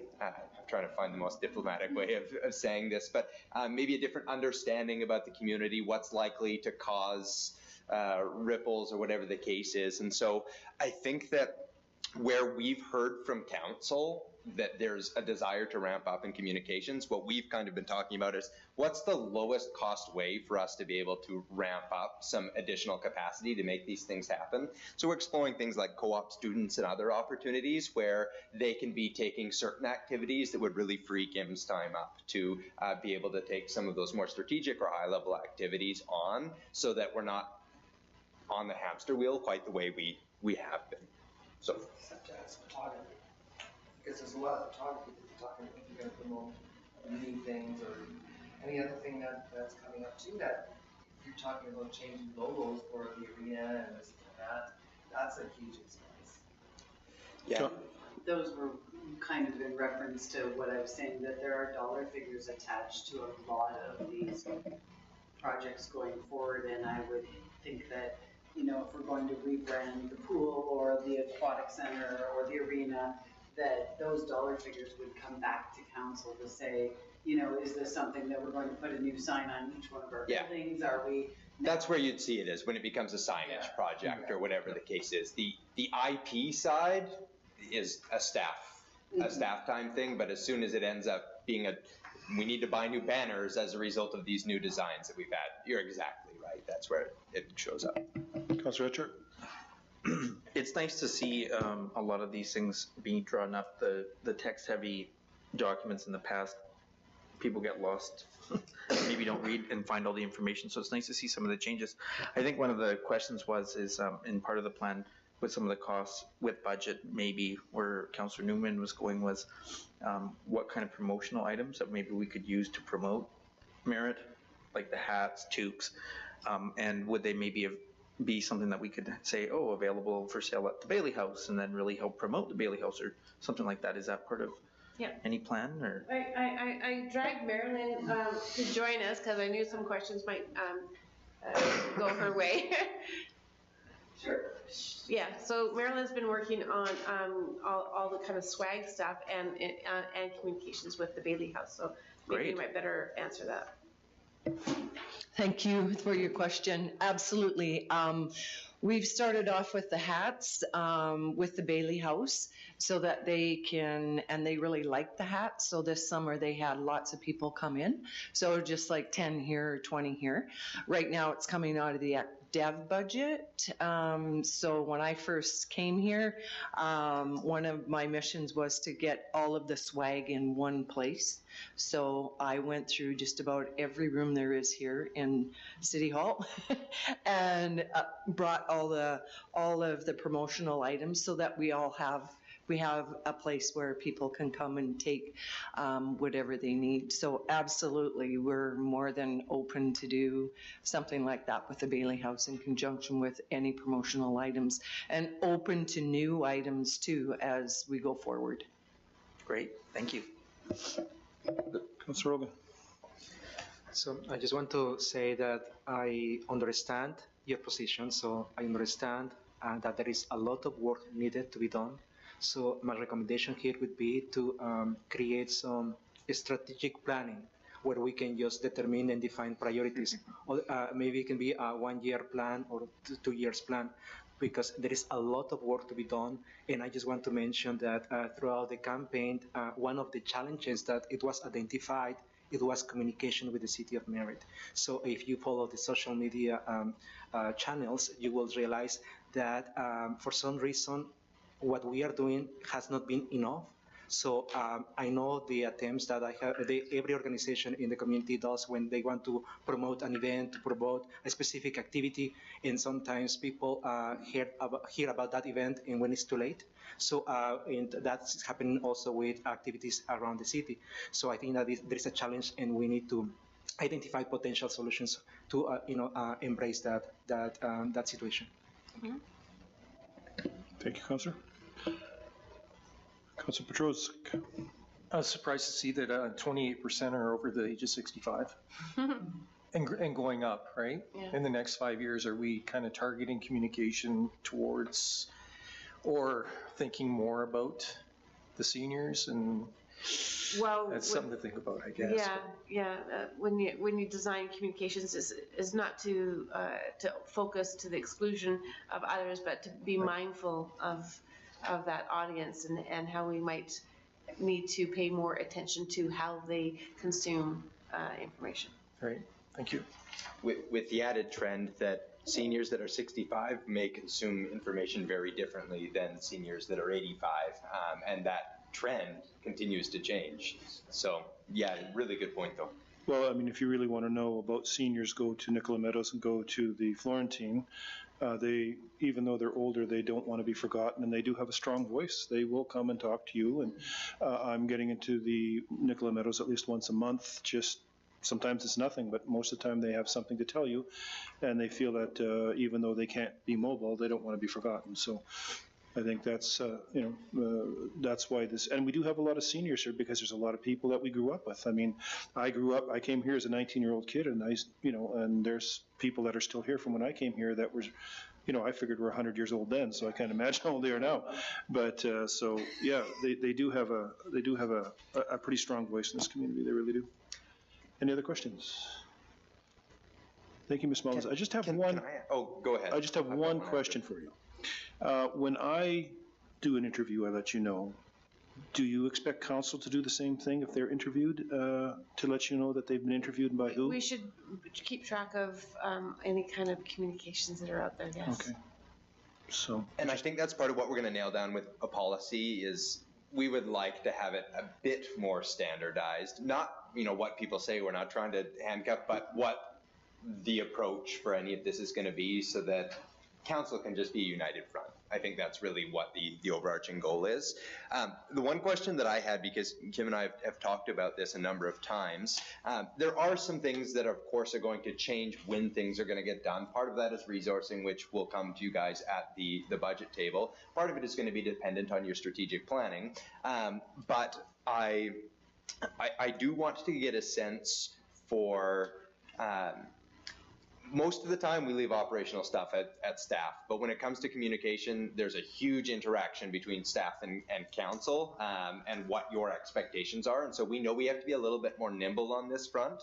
And so I really want to set up a mechanism where if you guys are noticing a trend, if you're noticing something that we're not hitting, please do know that you can talk with Kim, because we will change what we're doing, because we agree the number of times that we've heard we're missing on communications, and when we dive deeper, it's hard to know exactly, all right, what are we missing on? How are we going to change what we're doing right now in order to hit? So we know that there's some gaps there, and we're kind of hoping for your help in identifying what those are. We've heard that a newsletter is one area, but that's big picture, not fast. A lot of it is the stuff where people didn't hear about things fast enough, and quite often it's something that the rodeo has put out, and how do we find a way to amplify that, or whatever the case is. And so we think we've got some work to do, but we kind of need your help with diagnostics at this point to figure out where we're missing in communications, because I'll say I'm really proud of what the work that Kim's doing. I think it's very high quality,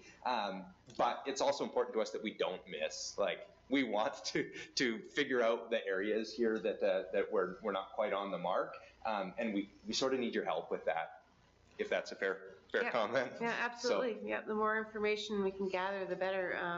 One of my thoughts was, for the very first newsletter, was actually to do a little bit of a survey and ask people what information they're looking for and what they want. So I will be starting to put those kind of questions together. So if you have thoughts yourselves about what kind of questions to put out there, please pass them on to me.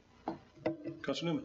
I know one thing that in my past that has been successful as far as communications with council is starting at the policy. When one thing gets released, you follow the same thing all the time. There's no deviation from it. If you're making a public announcement, it's going to these 6 agencies, it's getting drafted, it's out there, and nothing ever changes, right? So that the repetition of it just kind of covers all bases. So my thought would be, at least starting from the very basics, would be to have that policy in place and then go outward from there. That would be my thought. But yeah, absolutely. Any other questions? Thank you, Ms. Mullins. Appreciate it. I'll get you to push your button off there. Appreciate it. Thank you. Thank you very much. 5.3, 2023 Committees and Council Review. Introduced by Ms. Brick. You are up. Oops. Are you coming over this way? Do you want to phrase?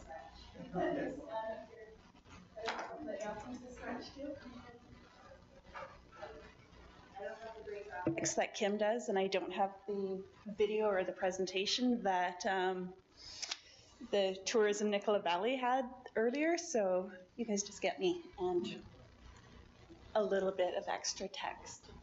Here, perfect. So good evening, Mayor and Council, and thank you so much for the opportunity to present this evening. The purpose of my presentation is to outline the City of Merritt standing and statutory committees as a starting point for council discussion. I will start us off with a review of the different types of committees, structures, and then provide a high-level overview of which committees the City of Merritt has either an established terms of reference or a adopted bylaw for. The 3 categories of committees are standing committees, which are established to address matters that the mayor has determined would be better dealt with by committee and then report back to council on their findings. The mayor makes the appointments to standing committees. Standing committee membership must be comprised of at least 50% of council members. The city has 4 committees that are in this category from the last term. Select committees may be established by council to inquire into any matter or to report its findings and opinions to the council. At least one member of a select committee must be a council member. And the city has 6 committees that fall into this category. Statutory committees are prescribed by statute, and the city has 1 board and 1 committee that fall into this category. Can I get you to switch to the next one? Thank you. So in the standing committees category, the City of Merritt has had 4 committees, and each of these committees has historically been composed of the mayor and 2 members of council supported by members of staff. The Finance and Audit Standing Committee oversees the city's financial reporting and disclosure process. It liaises with the external auditor, reviews the results of the annual audit, monitors accounting policies and procedures, and reviews accounts payable checks on a routine basis.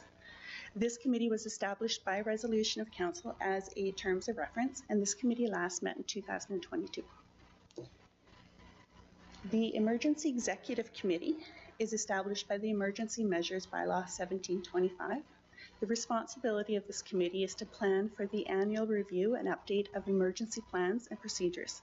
Some of these plans and procedures include the response exercises and training programs, procedures for warning persons who may be harmed or suffer loss in an emergency or impending disaster, so how we would use the Voyant system, developing procedures for providing emergency services to those that are impacted by emergencies and disasters, and establishing priorities for restoring essential services. The Policy Review Standing Committee reviews existing policies to determine if they're outdated, unused, or in need of amending. This committee makes recommendations to council for the rescinding, amending, or creation of city policies. The city is currently undergoing a comprehensive review of all of our policies and procedures at a staff level, and that would traditionally be brought forward to this committee. This is something that we were just talking about in the last presentation right at the end there, is that yes, there is a need for these policies to be reviewed. We're definitely in the process of doing that, and this committee would see everything before it comes forward to council, so they're doing the vetting of them. This committee is established by resolution of council and has a terms of reference, and the committee last met in 2021. The Police Standing Committee, it advises council on the financial and organizational relationship with the RCMP. The committee, in conjunction with the officer in charge, also determines the municipal priorities, operational outcomes, and the appropriate budgetary allocation for the department. The committee liaises with community groups on matters pertaining to policing as well. This committee is established by resolution of council and has the terms of reference, and the committee last met in 2021, I believe.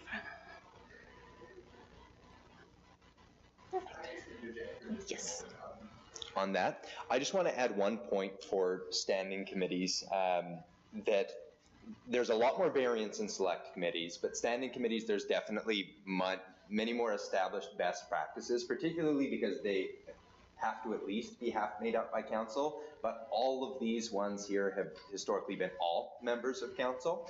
And so in that circumstance, the advantage to them is that you've got usually 3-4 members of council that are doing your heavy lifting, so that when it gets to council, it is, I'm not saying it's a rubber stamp, that is not the case, but usually that committee will flag the ones that are going to be controversial for, more robust discussion, and a whole bunch will kind of sail through. Where we've seen these go awry is when we end up doing all of the work, let's say at a policy review committee. They review all of these committees, they make a bunch of changes in detail, then it comes to the overall committee, and council does it again because the 2 or 3 or 4 members that weren't part of the review committee want to have their take on it. And so the one thing that I'll say is it's really important in setting up who you want to be on these, because they actually do a lot of heavy lifting at this. Like finance and audit are going to do some things to make the life of the overall council easier. They will look at things often at a much more detailed level than what council is going to look at things. So you want to have the right people around the table asking the right questions, but you also need to trust in those committee members, or else you're just duplicating work. All of these committees end up being a giant waste of time if you're going to do the full rigorous analysis when it gets to the council table. So really trust your committee members once they've done this, and take your roles on these committees seriously, because it's the only way that you collectively get value from each other. And that is to know that you're going to be treating it seriously, and that you're going to be adding value to that process, and trusting each other, so that when it gets to the council table, it's not just a repeat of effort. It's one of the big things that causes a lot of committees to go bad is if you just do everything twice, there's not really a point in having most of these committees in the first place. So just wanted to add my 2 cents on that, because if you're going to have discussion about who goes where, know that the expectation is you're going to dive deep and then trust each other. So. Thank you, Sean. So the other type of committee is select committees. The city has established 3 select committees that have been active in recent years. And we also have 3 select committees that were established by bylaw, which have not been active in recent years. The difference, as Sean, he mentioned, is that the standing committees have mostly been council. Select committees, it's members of the community. So you're reaching out to members of the community, getting subject matter experts to do the deep dive and report back to council. The examples of this are the Airport Advisory Committee, which advises and makes recommendations to council on matters related to the airport, including opportunities to support the financial self-sufficiency of the airport by researching ways to increase revenue and decrease expenses. And this is comprised of 5 to 7 voting members, including 1 member of council, and the committee last met in 2022. The Economic Development Committee advised on matters pertaining to economic development, downtown revitalization, investment, business attraction, and long-term economic sustainability. It consisted of up to 11 members, including up to 3 members of council, and last met in 2021. When they were very active, they really focused on the downtown core, what can be done with Spirit Square, that sort of thing, and that's what the community members focused on, and then they were to report back to council. The Youth Advisory Select Committee, they last met in 2021. A lot of these committees, some were able to meet in 2022, but with the emergency that we had, the fires, the flooding, COVID, some of these fell apart, so a lot of this is historical, unfortunately. Such as the Youth Advisory Committee, it did last met in 2020. It stopped just before COVID, or right with the advent of COVID. But the Youth Advisory Committee, it was established to inform council about important matters affecting youth, and to act as an advocate for youth and youth initiatives, and to seek out input from youth on matters delegated to the committee by council. The terms of reference identify this committee as a leadership experience for youth, and it consists of 7 residents aged 14 to 24 from the Nicola Valley, with 1 member of council supporting in an advisory capacity. The next 3 committees were all established by bylaw, so we have them on our books. We have a bylaw in place that established them, which is why but they haven't been active in the city for a number of years. But they're just being highlighted for information purposes as part of this discussion, so that you know the full suite of committees that are or have been active here in the city of Merritt. The Environmental Advisory Committee was established to recommend programs or projects which would environmentally enhance the city of Merritt, and to develop and recommend community awareness programs relating to environmental enhancement. The committee consisted of 11 members, 1 of which was a member of council. The Community Heritage Commission was mandated to advise on heritage matters, make recommendations respecting the recognition of heritage buildings, and to promote public awareness of heritage within the city. The commission was composed of 6 members, and 1 of which was a member of council. And finally, the Recreation Commission was mandated to promote public awareness of recreation and make recommendations respecting the recreation services, and to work with the community for project funding, either through fundraising efforts or annual budget allocations. And the commission was composed of 10 members of council, or 10 members of the public, 1 of which was a member of council. Next one, please. And in this statutory committee category, there are 2 committees. Having a board of variance is a requirement for any municipality that has adopted a zoning bylaw. The board is at arm's length from council, and provides a mechanism for residents who are seeking minor variances based on a hardship from the zoning bylaw. The membership for a board of variance is based on population, so the city of Merritt would be composed of 3 members from the public. No members of council serve on a board of variance, as it is arm's length from you. The board has not been active in the city of Merritt for a number of years. Fulfilling the membership will bring the city into compliance with legislation. And last but not least, there is a new requirement from the Accessibility BC Act, which requires municipalities to develop a plan to identify, remove, and prevent barriers to individuals in or interacting with the organization and establish a committee to assist with this mandate. By amending the Age-Friendly and Accessibility Advisory Committee terms of reference to include a mandate to assist the organization in identifying barriers to individuals in or interacting with the organization and identify how those barriers can be removed or prevented, would assist Council in achieving this mandate. So that concludes my overview of the City of Merritt committees, boards, and commissions. The next steps for Council is to direct staff on what terms of reference, bylaws, committees, or commissions or boards should be brought forward to Council and with what proposed treatment. So thank you, Your Worship, for the opportunity to present, and I will return the floor to you. Thank you very much. Appreciate it. So I guess we do have a recommendation, but now, correct me if I'm wrong here. We're basically just going over this tonight, and then we will review it. And I would like council to put their requests in on where you want to sit, how you want to sit, etc. And then we'd have to get the rest of it out to the community. So, Sean, just can you run through the whole process of how that would look? Yeah. So, as was indicated at the beginning. Council's focus will probably be on the standing committees because statutory we have to do. That's something that's going to happen. And standing committees are the mayor decided ones. And so I think it's fairly likely that those 4 standing committees are probably going to be your 4 and they're going to hold, where I think Council probably will spend, you still have to decide who wants to sit where, and please discuss that amongst yourselves. Really, you can kind of tell us what you want and we'll bring it forward in a report with a recommendation so that you guys can go through that quite quickly. The standing committees, or sorry, the select committees is where I think there is going to be a lot more variance, opinion, discussion, and I would love to just share what has been successful and what hasn't in relation to these committees so that you can either make plans to make sure that you avoid the traps that have historically been run into, or you just avoid that altogether. So one of the biggest problems that we have had is oftentimes in order to be more inclusive, you run a large committee. And if you have a large committee, we'll take any of the ones that have 10 or 11 members on them, you are constantly cycling through people. You're always putting out ads. Somebody's just moved away. Somebody's got sick and is tired and can't do it anymore. So yeah, every standing committee is very administratively cumbersome. And so I think when people envision these committees, like, man, yeah, these people are just going to make awesome recommendations to us and it's going to make our life a whole lot easier. What very often happens is it does churn.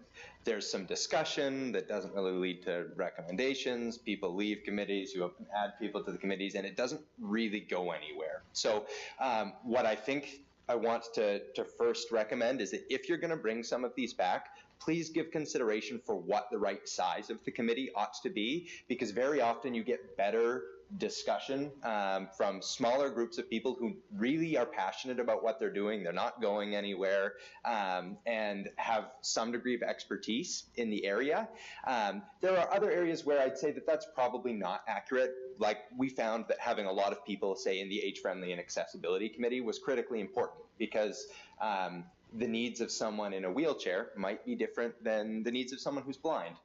And getting a lot of diverse perspectives was critical to that. And so don't take this as like the gospel truth rule, but please give consideration to what the size of the committees ought to be. I think that we may also want to consider ways to appoint new people to committees because historically how it's been done, it's always been a call for appointments. People will put in these, council will consider each person at a closed council meeting. And so because there was a lot of administrative procedure to it, it often made it so it was hard to get the right number of people at meetings. Quorum wouldn't be met, wouldn't have those, you'd run into challenges with that.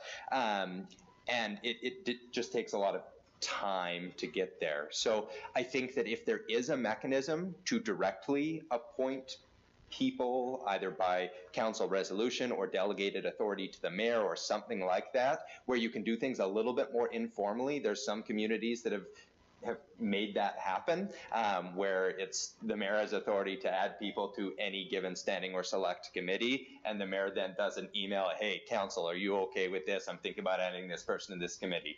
They blast it out, and they can get people onto committees a heck of a lot faster. And there isn't a ton of risk with that, because remember, with select committees, they always have to come back to council. They're only there to report to you, bring recommendations to you. You're still going to hold the ultimate decision-making authority.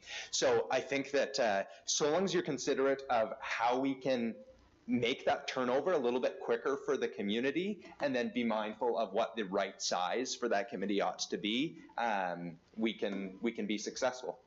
The other thing that ends up being important is oftentimes for any given group, the item that they're taking on is the most important item in the world to them. And so you'll find that, let's say council makes a decision, we really want to revitalize the environment committee.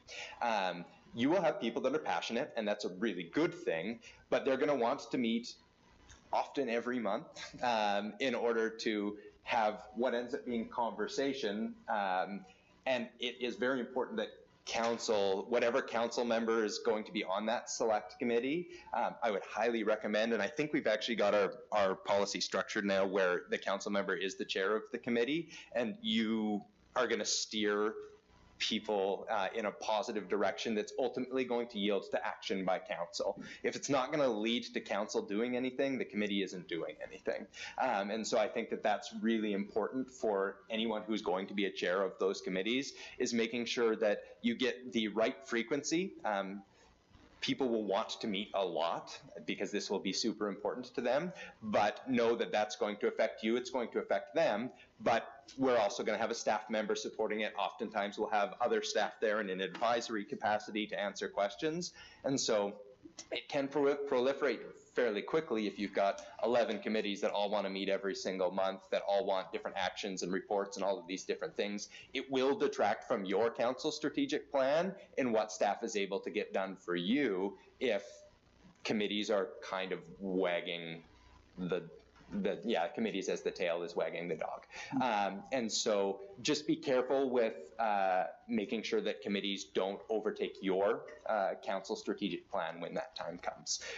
With that being said, as staff, we're here to support the committees that you request, that you want to see. And so please have a discussion, debate amongst yourselves about what you do want to see. If you want to have any committee that was not listed on this as well, that's okay, it is an option. Don't feel like you're restricted to what has been done before.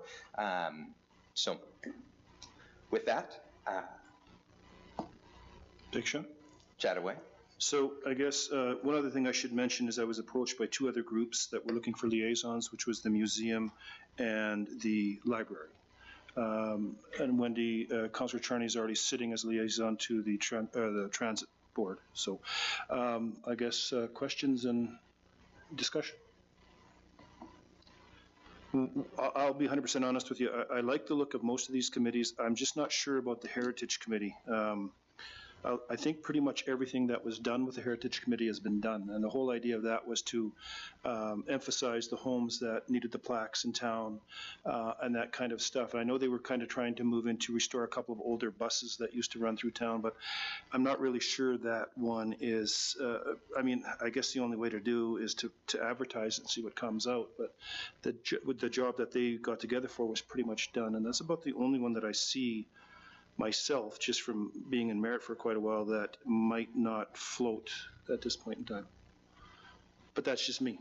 But I guess if we throw a line out there and there's bites on it, then I guess that's it. Sean? I'll say the Heritage Commission is one that in its bylaw has a very specific structure in terms of what the membership looks like and where it comes from. And so if you desire to have a Heritage Commission, I would wholly recommend that we either probably we rescind that bylaw and start something else entirely, because we were never able to actually get the committee formed just because of the unique structure as to where each member had to come from and where they were appointed from. So it was quite onerous in that respect. Of course, there's always lots of work that can be done on naming properties as heritage homes or heritage sites in general. But the second point there that was a little bit contentious is that oftentimes it's a bit of a double-edged sword when it comes to heritage designations, because there's a lot that there's some funding opportunities, for example, that open up with heritage designations, but there's also a lot of restrictions and things that you can't do with your property anymore. So a lot of the people that were potentially going to be the subject of heritage designations did not want to see that, and so it became a point of friction between the city through the Heritage Commission and those that were going to be named formally. So what ended up happening was there were some informal designations, and we don't have a single formal heritage designation in the city of Merritt because of that. So just know that that is the landmine with that particular one that you would want to be aware of if you were to resurrect that. To my knowledge, there hasn't been huge community clamor outside of a desire. It comes up with some degree of regularity as to why the Grand hasn't been named a heritage building. But outside of that, there hasn't been a huge outcry from the community for having that particular commission. Mr. Laws? Thank you, Your Worship. I just wanted to touch on something that Mr. Smith raised there, and so something that was in Ms. Burke's presentation, that so of the committees, 4 of them have been established by bylaw and the remainder by council resolution. This is a little unusual and also somewhat problematic in that the Environmental Advisory Committee, the Community Heritage Commission, and the Recreation Commission, it's possible that this was simply a standard they were trying to establish in around about 2002 to 2004, which is when all of those date from. But technically we are in breach of those bylaws, as those committees and commissions include meeting schedules within their bylaws, which say they're required to meet 6 times a year, they're required to meet 4 times a year. It is utterly bizarre, and I can tell you that we have missed hundreds of those required meetings. There is one committee which was established by bylaw, which is the Emergency Executive Committee, which has a very clear purpose, reason, etc. But when it comes to a policy standard and best practice, I think from a staff point of view, we would strongly recommend that these bylaws which establish committees and commissions be repealed, even if you want to maintain the committee itself, and then to re-establish it by resolution with terms of reference. A bylaw would only really be necessary if you were delegating council authority under the community charter. That has to be done by bylaw, but these 3 are select committees which under, again, the community charter cannot be delegated authority to take action and must make recommendations to council. So you would be losing nothing, and it would give you considerably more flexibility and freedom to act. Thank you. Thanks for pointing that out. So,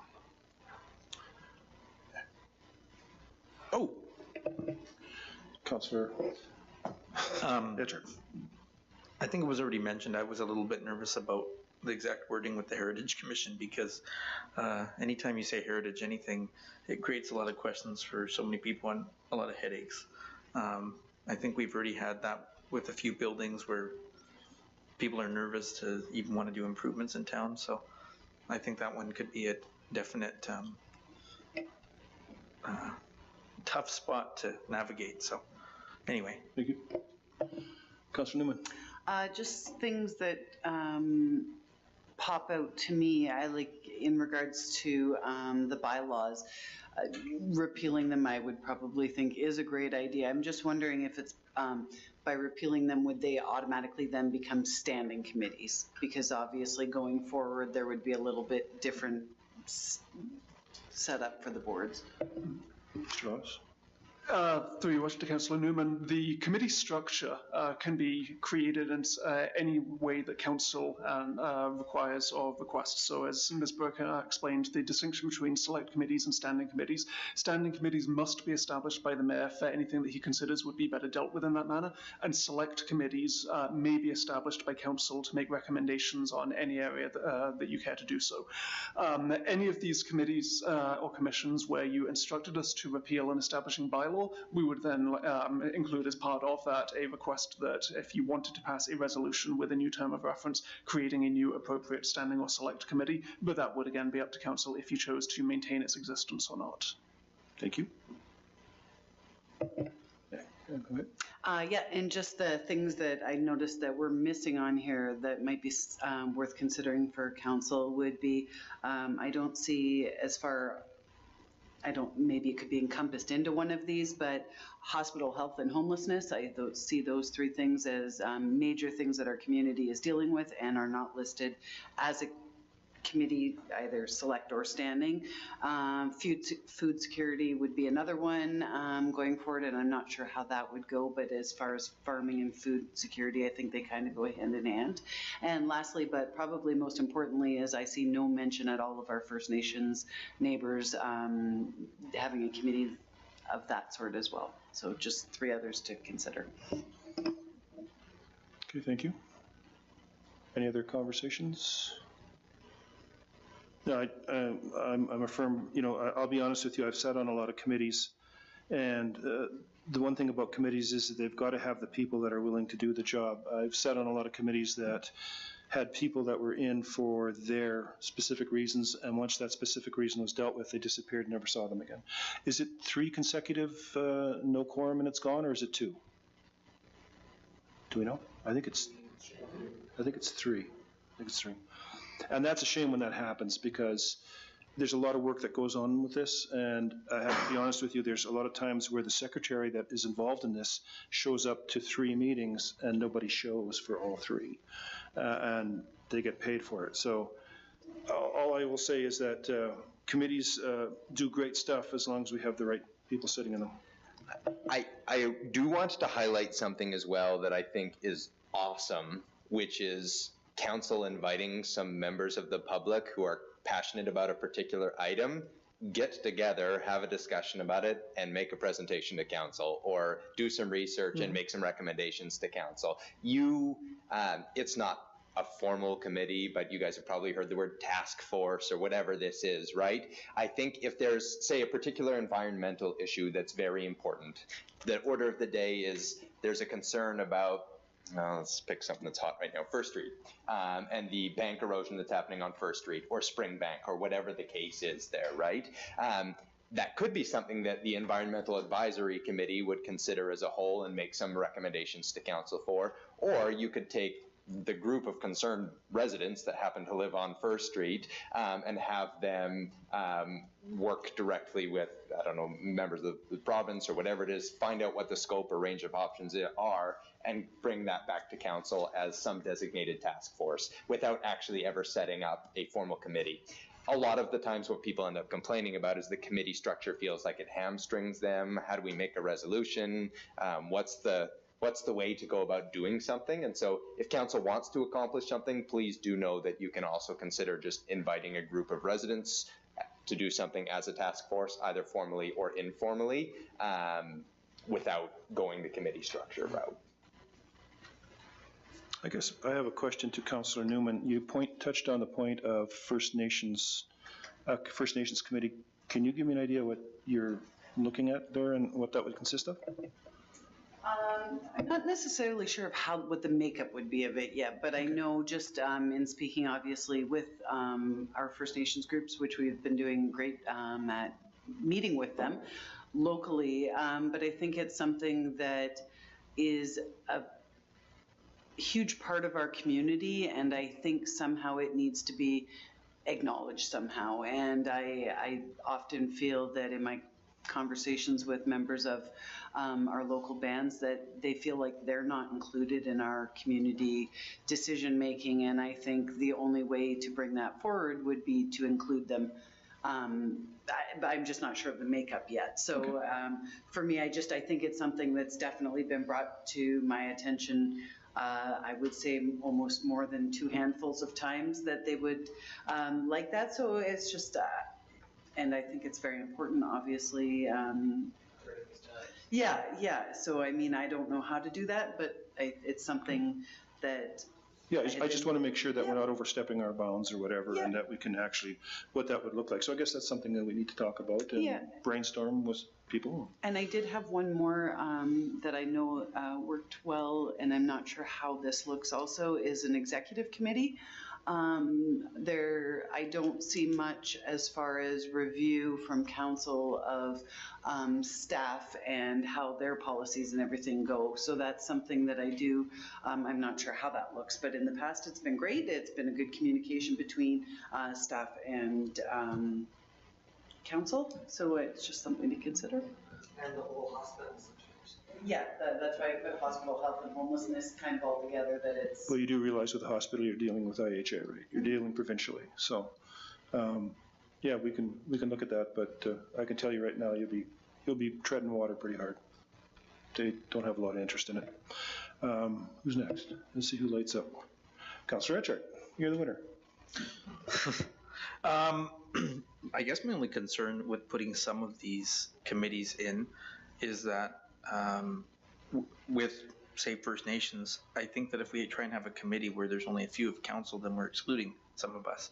So like next week with our council to council, we're trying that way, because I'm thinking, well, if we only have a couple of us, then who goes and who doesn't, and then does it look like we're not all having the same ideas and stuff like that. So I kind of like our approach of how we're going with the council to council, because we have one on Tuesday. So I kind of prefer going that route, because then it's a chance for all of us to be invited instead of just a few of us, because then who do you pick? Mm-hmm.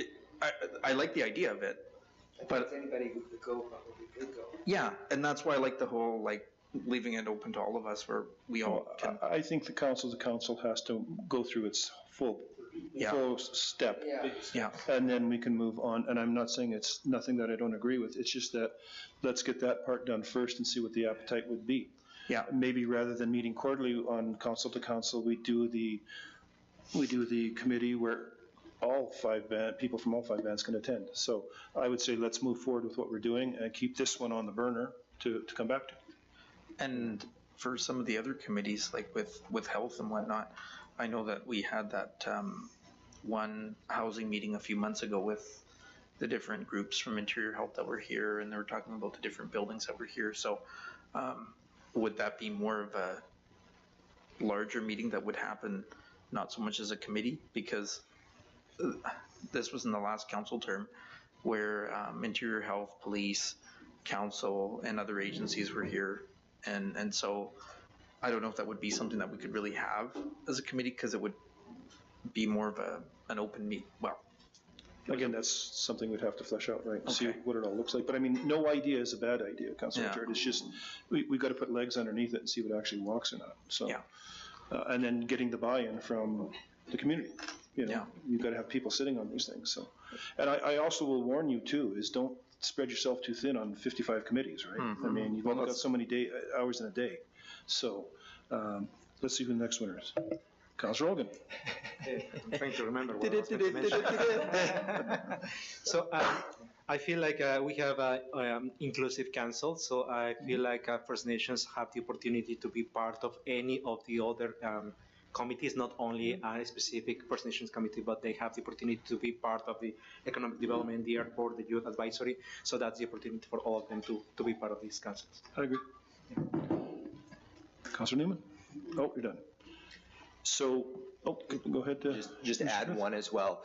One challenge that often leads to some community frustration is, I'll take actually, I think you have a really good example that we've got an issue that needs to be addressed in homelessness, healthcare, hospital. Mm-hmm. One of the challenges is because the second you set up a committee, there's often going to be an expectation from the people that sit on that committee, okay, what actions can we take in this and this and this? Every action that comes from that is going to be some point of advocacy to another organization. Well, there might be some things, but most of the items are going to be that advocacy. So I wanted to make sure that we explore opportunities. Is there a table that IH already hosts that the city can become a participant in, or is there something with BC Housing or some of these other opportunities where we can get around the table in a healthy and proper way, but where it's actually the decision makers that you are able to directly influence? Because quite often what happens is the committees end up getting frustrated that they're not able to affect the level of change, because most of these things are kind of a bit outside of our jurisdiction, or we only play one small part in it. And so I think that if there are ideas like this, one of the great things is exploring if there's another group, board, table, organization, society that's already kind of leading a charge on that and has more of a mandate. How can we get around that table, and can there be city appointments to those boards or whatever the case is? So not saying that we couldn't have a committee on exactly that point, but making sure that we think through, and generally you want to have a minimum viable product and then you add in according to need if there's something that just doesn't exist. So I'm going to make a note of that, because I actually think there might be a couple things that we could get council around the table of in those areas that would probably help lift your voice, lift the city's voice in particularly those areas of homelessness and healthcare. So, well, just to point out, we already do have a committee. I sit on the Mayor IH Council for Health and Homelessness, so that's already out there. We meet every month, and it's a lot of professionals. Now, what I can do is I'm meeting with Sarah Sandusky, who is our chairperson, and find out if council is able to zoom into these meetings. They're quite full. I mean, there's probably 150 of us on these meetings. So that does exist. Also, too, I think with the homelessness and stuff, I think that's a group like we have Ask Wellness here, we have Endeavor to Be Better here. We could probably lean on them a little bit to help us out with what that would look like. And to be honest with you, I think if you're going to have a committee on homelessness, you should probably have a homeless person on it. I mean, that's where your true information is going to come from. So I think that's another thing that I would like to see as well. Any other questions, Councilor Newman? So what do we do as next step? Like, because I mean, obviously, at least as far as the select committees, the next step is to repeal those bylaws, or at least review the bylaws. I see that they're attached in the agenda, so I don't know if it's proper to do it now, or do we, because everything from this committee goes back to council anyways. Mm-hmm. So I mean, we have to start somewhere, right? So I'm just not sure. I think we could make the motion to have repeal these on the council agenda, could we not, Mr. Lawrence? Sorry. Thank you, Worship. It would be entirely proper to, say, instruct staff to bring forward a report to council, which would include the possibility for the repeal of various bylaws, etc. Or, of course, you could be slightly more convoluted if you wanted and recommend to council, that being yourselves, to instruct staff to do the same. Or there's a variety of options. If you want to tell staff to bring forward a report at this point, you can do that. The only thing you can't do at this point is the actual readings of the bylaws themselves. Yes. Yeah. So yes, I'm assuming what's everybody's flavor on that? I would make the motion that we have a report brought back to council reviewing the bylaws for repeal. Do I have a seconder? Councilor Egan? All those in favor? Opposed? Thank you very much. So also too, what I would suggest is look at these committees. And if you've been talking to people, like the age-friendly committee came on because the lady stopped me on the street and said, I want my age-friendly committee back, or I'm going to beat you to death with my cane. So I said, great, it's coming. So, and if there's, like I say, we do have two groups that have a liaison request, and one has actually requested Adam to return to the museum. But I mean, think about it. Not going to put you on the spot, but have a look at these. I mean, for me, there's some exciting ones. The Youth Advisory Select Committee is something I'd really like to see. I think that's getting youth involved is something I think we should be getting involved. And have a look at these. Feel what you need to feel, or if we're missing something. Oh, there's. Sorry, Your Worship, I didn't mean to jump in there. In regard to the request about the Age-Friendly and Accessibility Committee, that is one of the committees that council will be required to have. Yes. There's only 2 committees that Right. council is required to have. One is the Board of Variance, the other one is an age-friendly and accessibility committee. So we will be bringing that back. It does require a bit of tweaking to the terms of reference. So if council would like, we can tweak the terms of reference, bring that forward for your consideration, because it also requires some changes to the membership to align with what the act actually requires. Okay. Do you need us to make that formal, or is this just something that you will do? I do think that it might be helpful at this point, and I'm going to hopefully not overstep corporate services, but if there's some of these that you know you want like back to review the terms of reference and then reestablish, because again, I've heard this from age-friendly from a lot of people, like they're the same people for the most part are chomping at the bit to, hey, we did some good work, we're really happy with this, we got garbage cans here, we did stuff with the light signal crossing there, and they want to get back at it. And so if you've got particular committees you know you want back, it's not like a discussion, you can, again, probably a separate resolution with that report from council, report from staff, because I think that there's still some decisions as to, are you appointing all of the same people again? Mm-hmm. There's some things that you're going to want to talk through because maybe not all of them are here or something to that effect. Go for it, Linda. Thank you.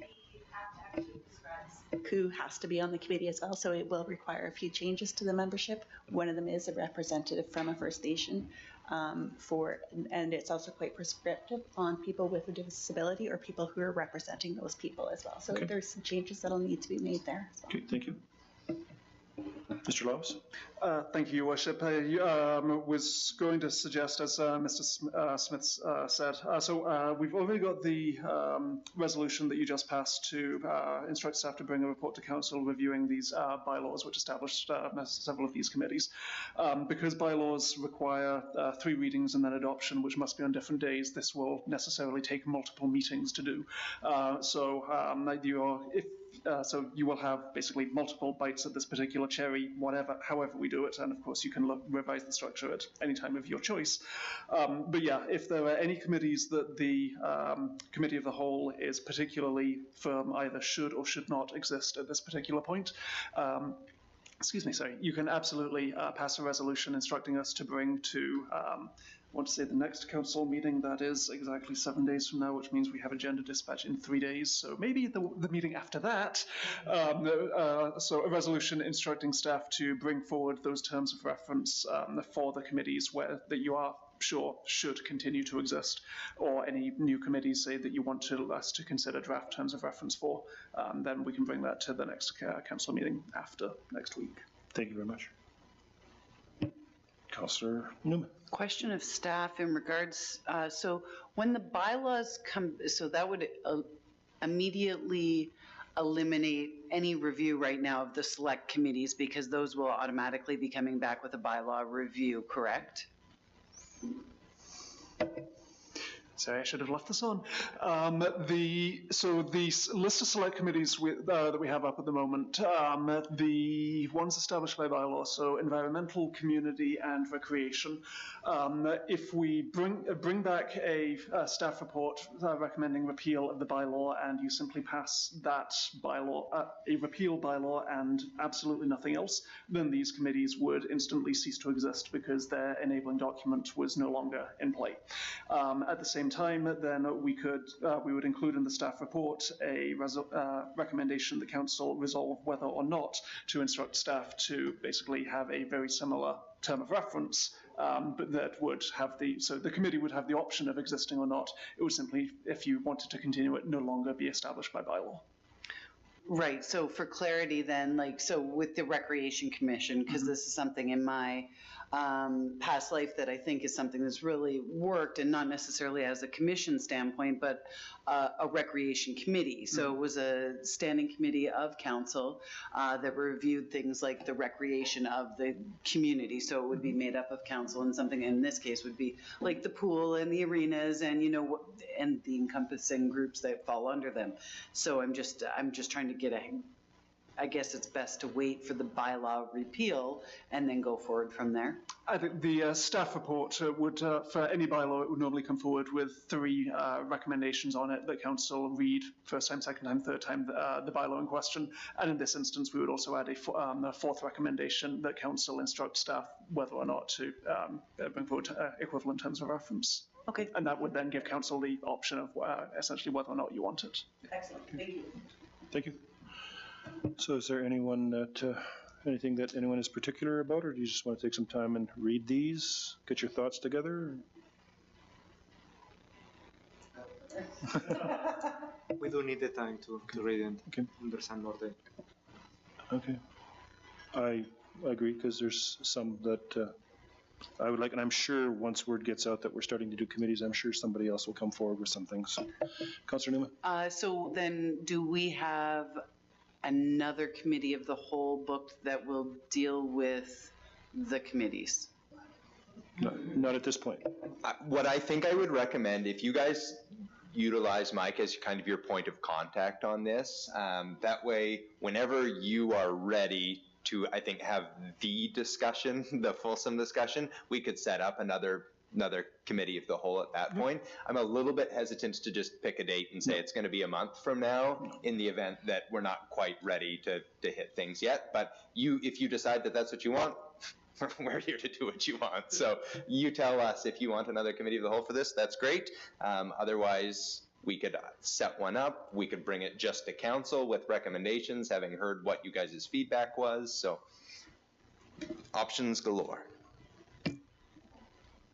What's your flavor? I would, if you want my honest opinion, I would prefer that you peruse this and then get a hold of me and we can talk about it and put everything down on a list and then have have another committee of the whole when we're ready and move these forward. That's just me. I mean, it's what you guys want to do. So I don't want to, The thing is I suspect because the standing committee appointments are Merritt, those ones I would say are going to be independent. We'll probably start sooner because especially policy review, as well as police has some stuff to be doing right now. Finance and audit always has stuff. But you guys need to kind of get going on your standing ones. Yeah. So I'd rather wait until we have it standing. So basically it's select committees would we be talking about, the other ones we'd be moving ahead on as we're supposed to. Yeah, I keep getting in your requests to you for what the standing committees look like so that we can get those set up sooner rather than later. And if we take a little bit longer on the select committees, the world won't end. But we kind of need some two standing committees to get up. Yeah, no, let's do it. So I feel that you want to push your button, Councillor Newman. Okay.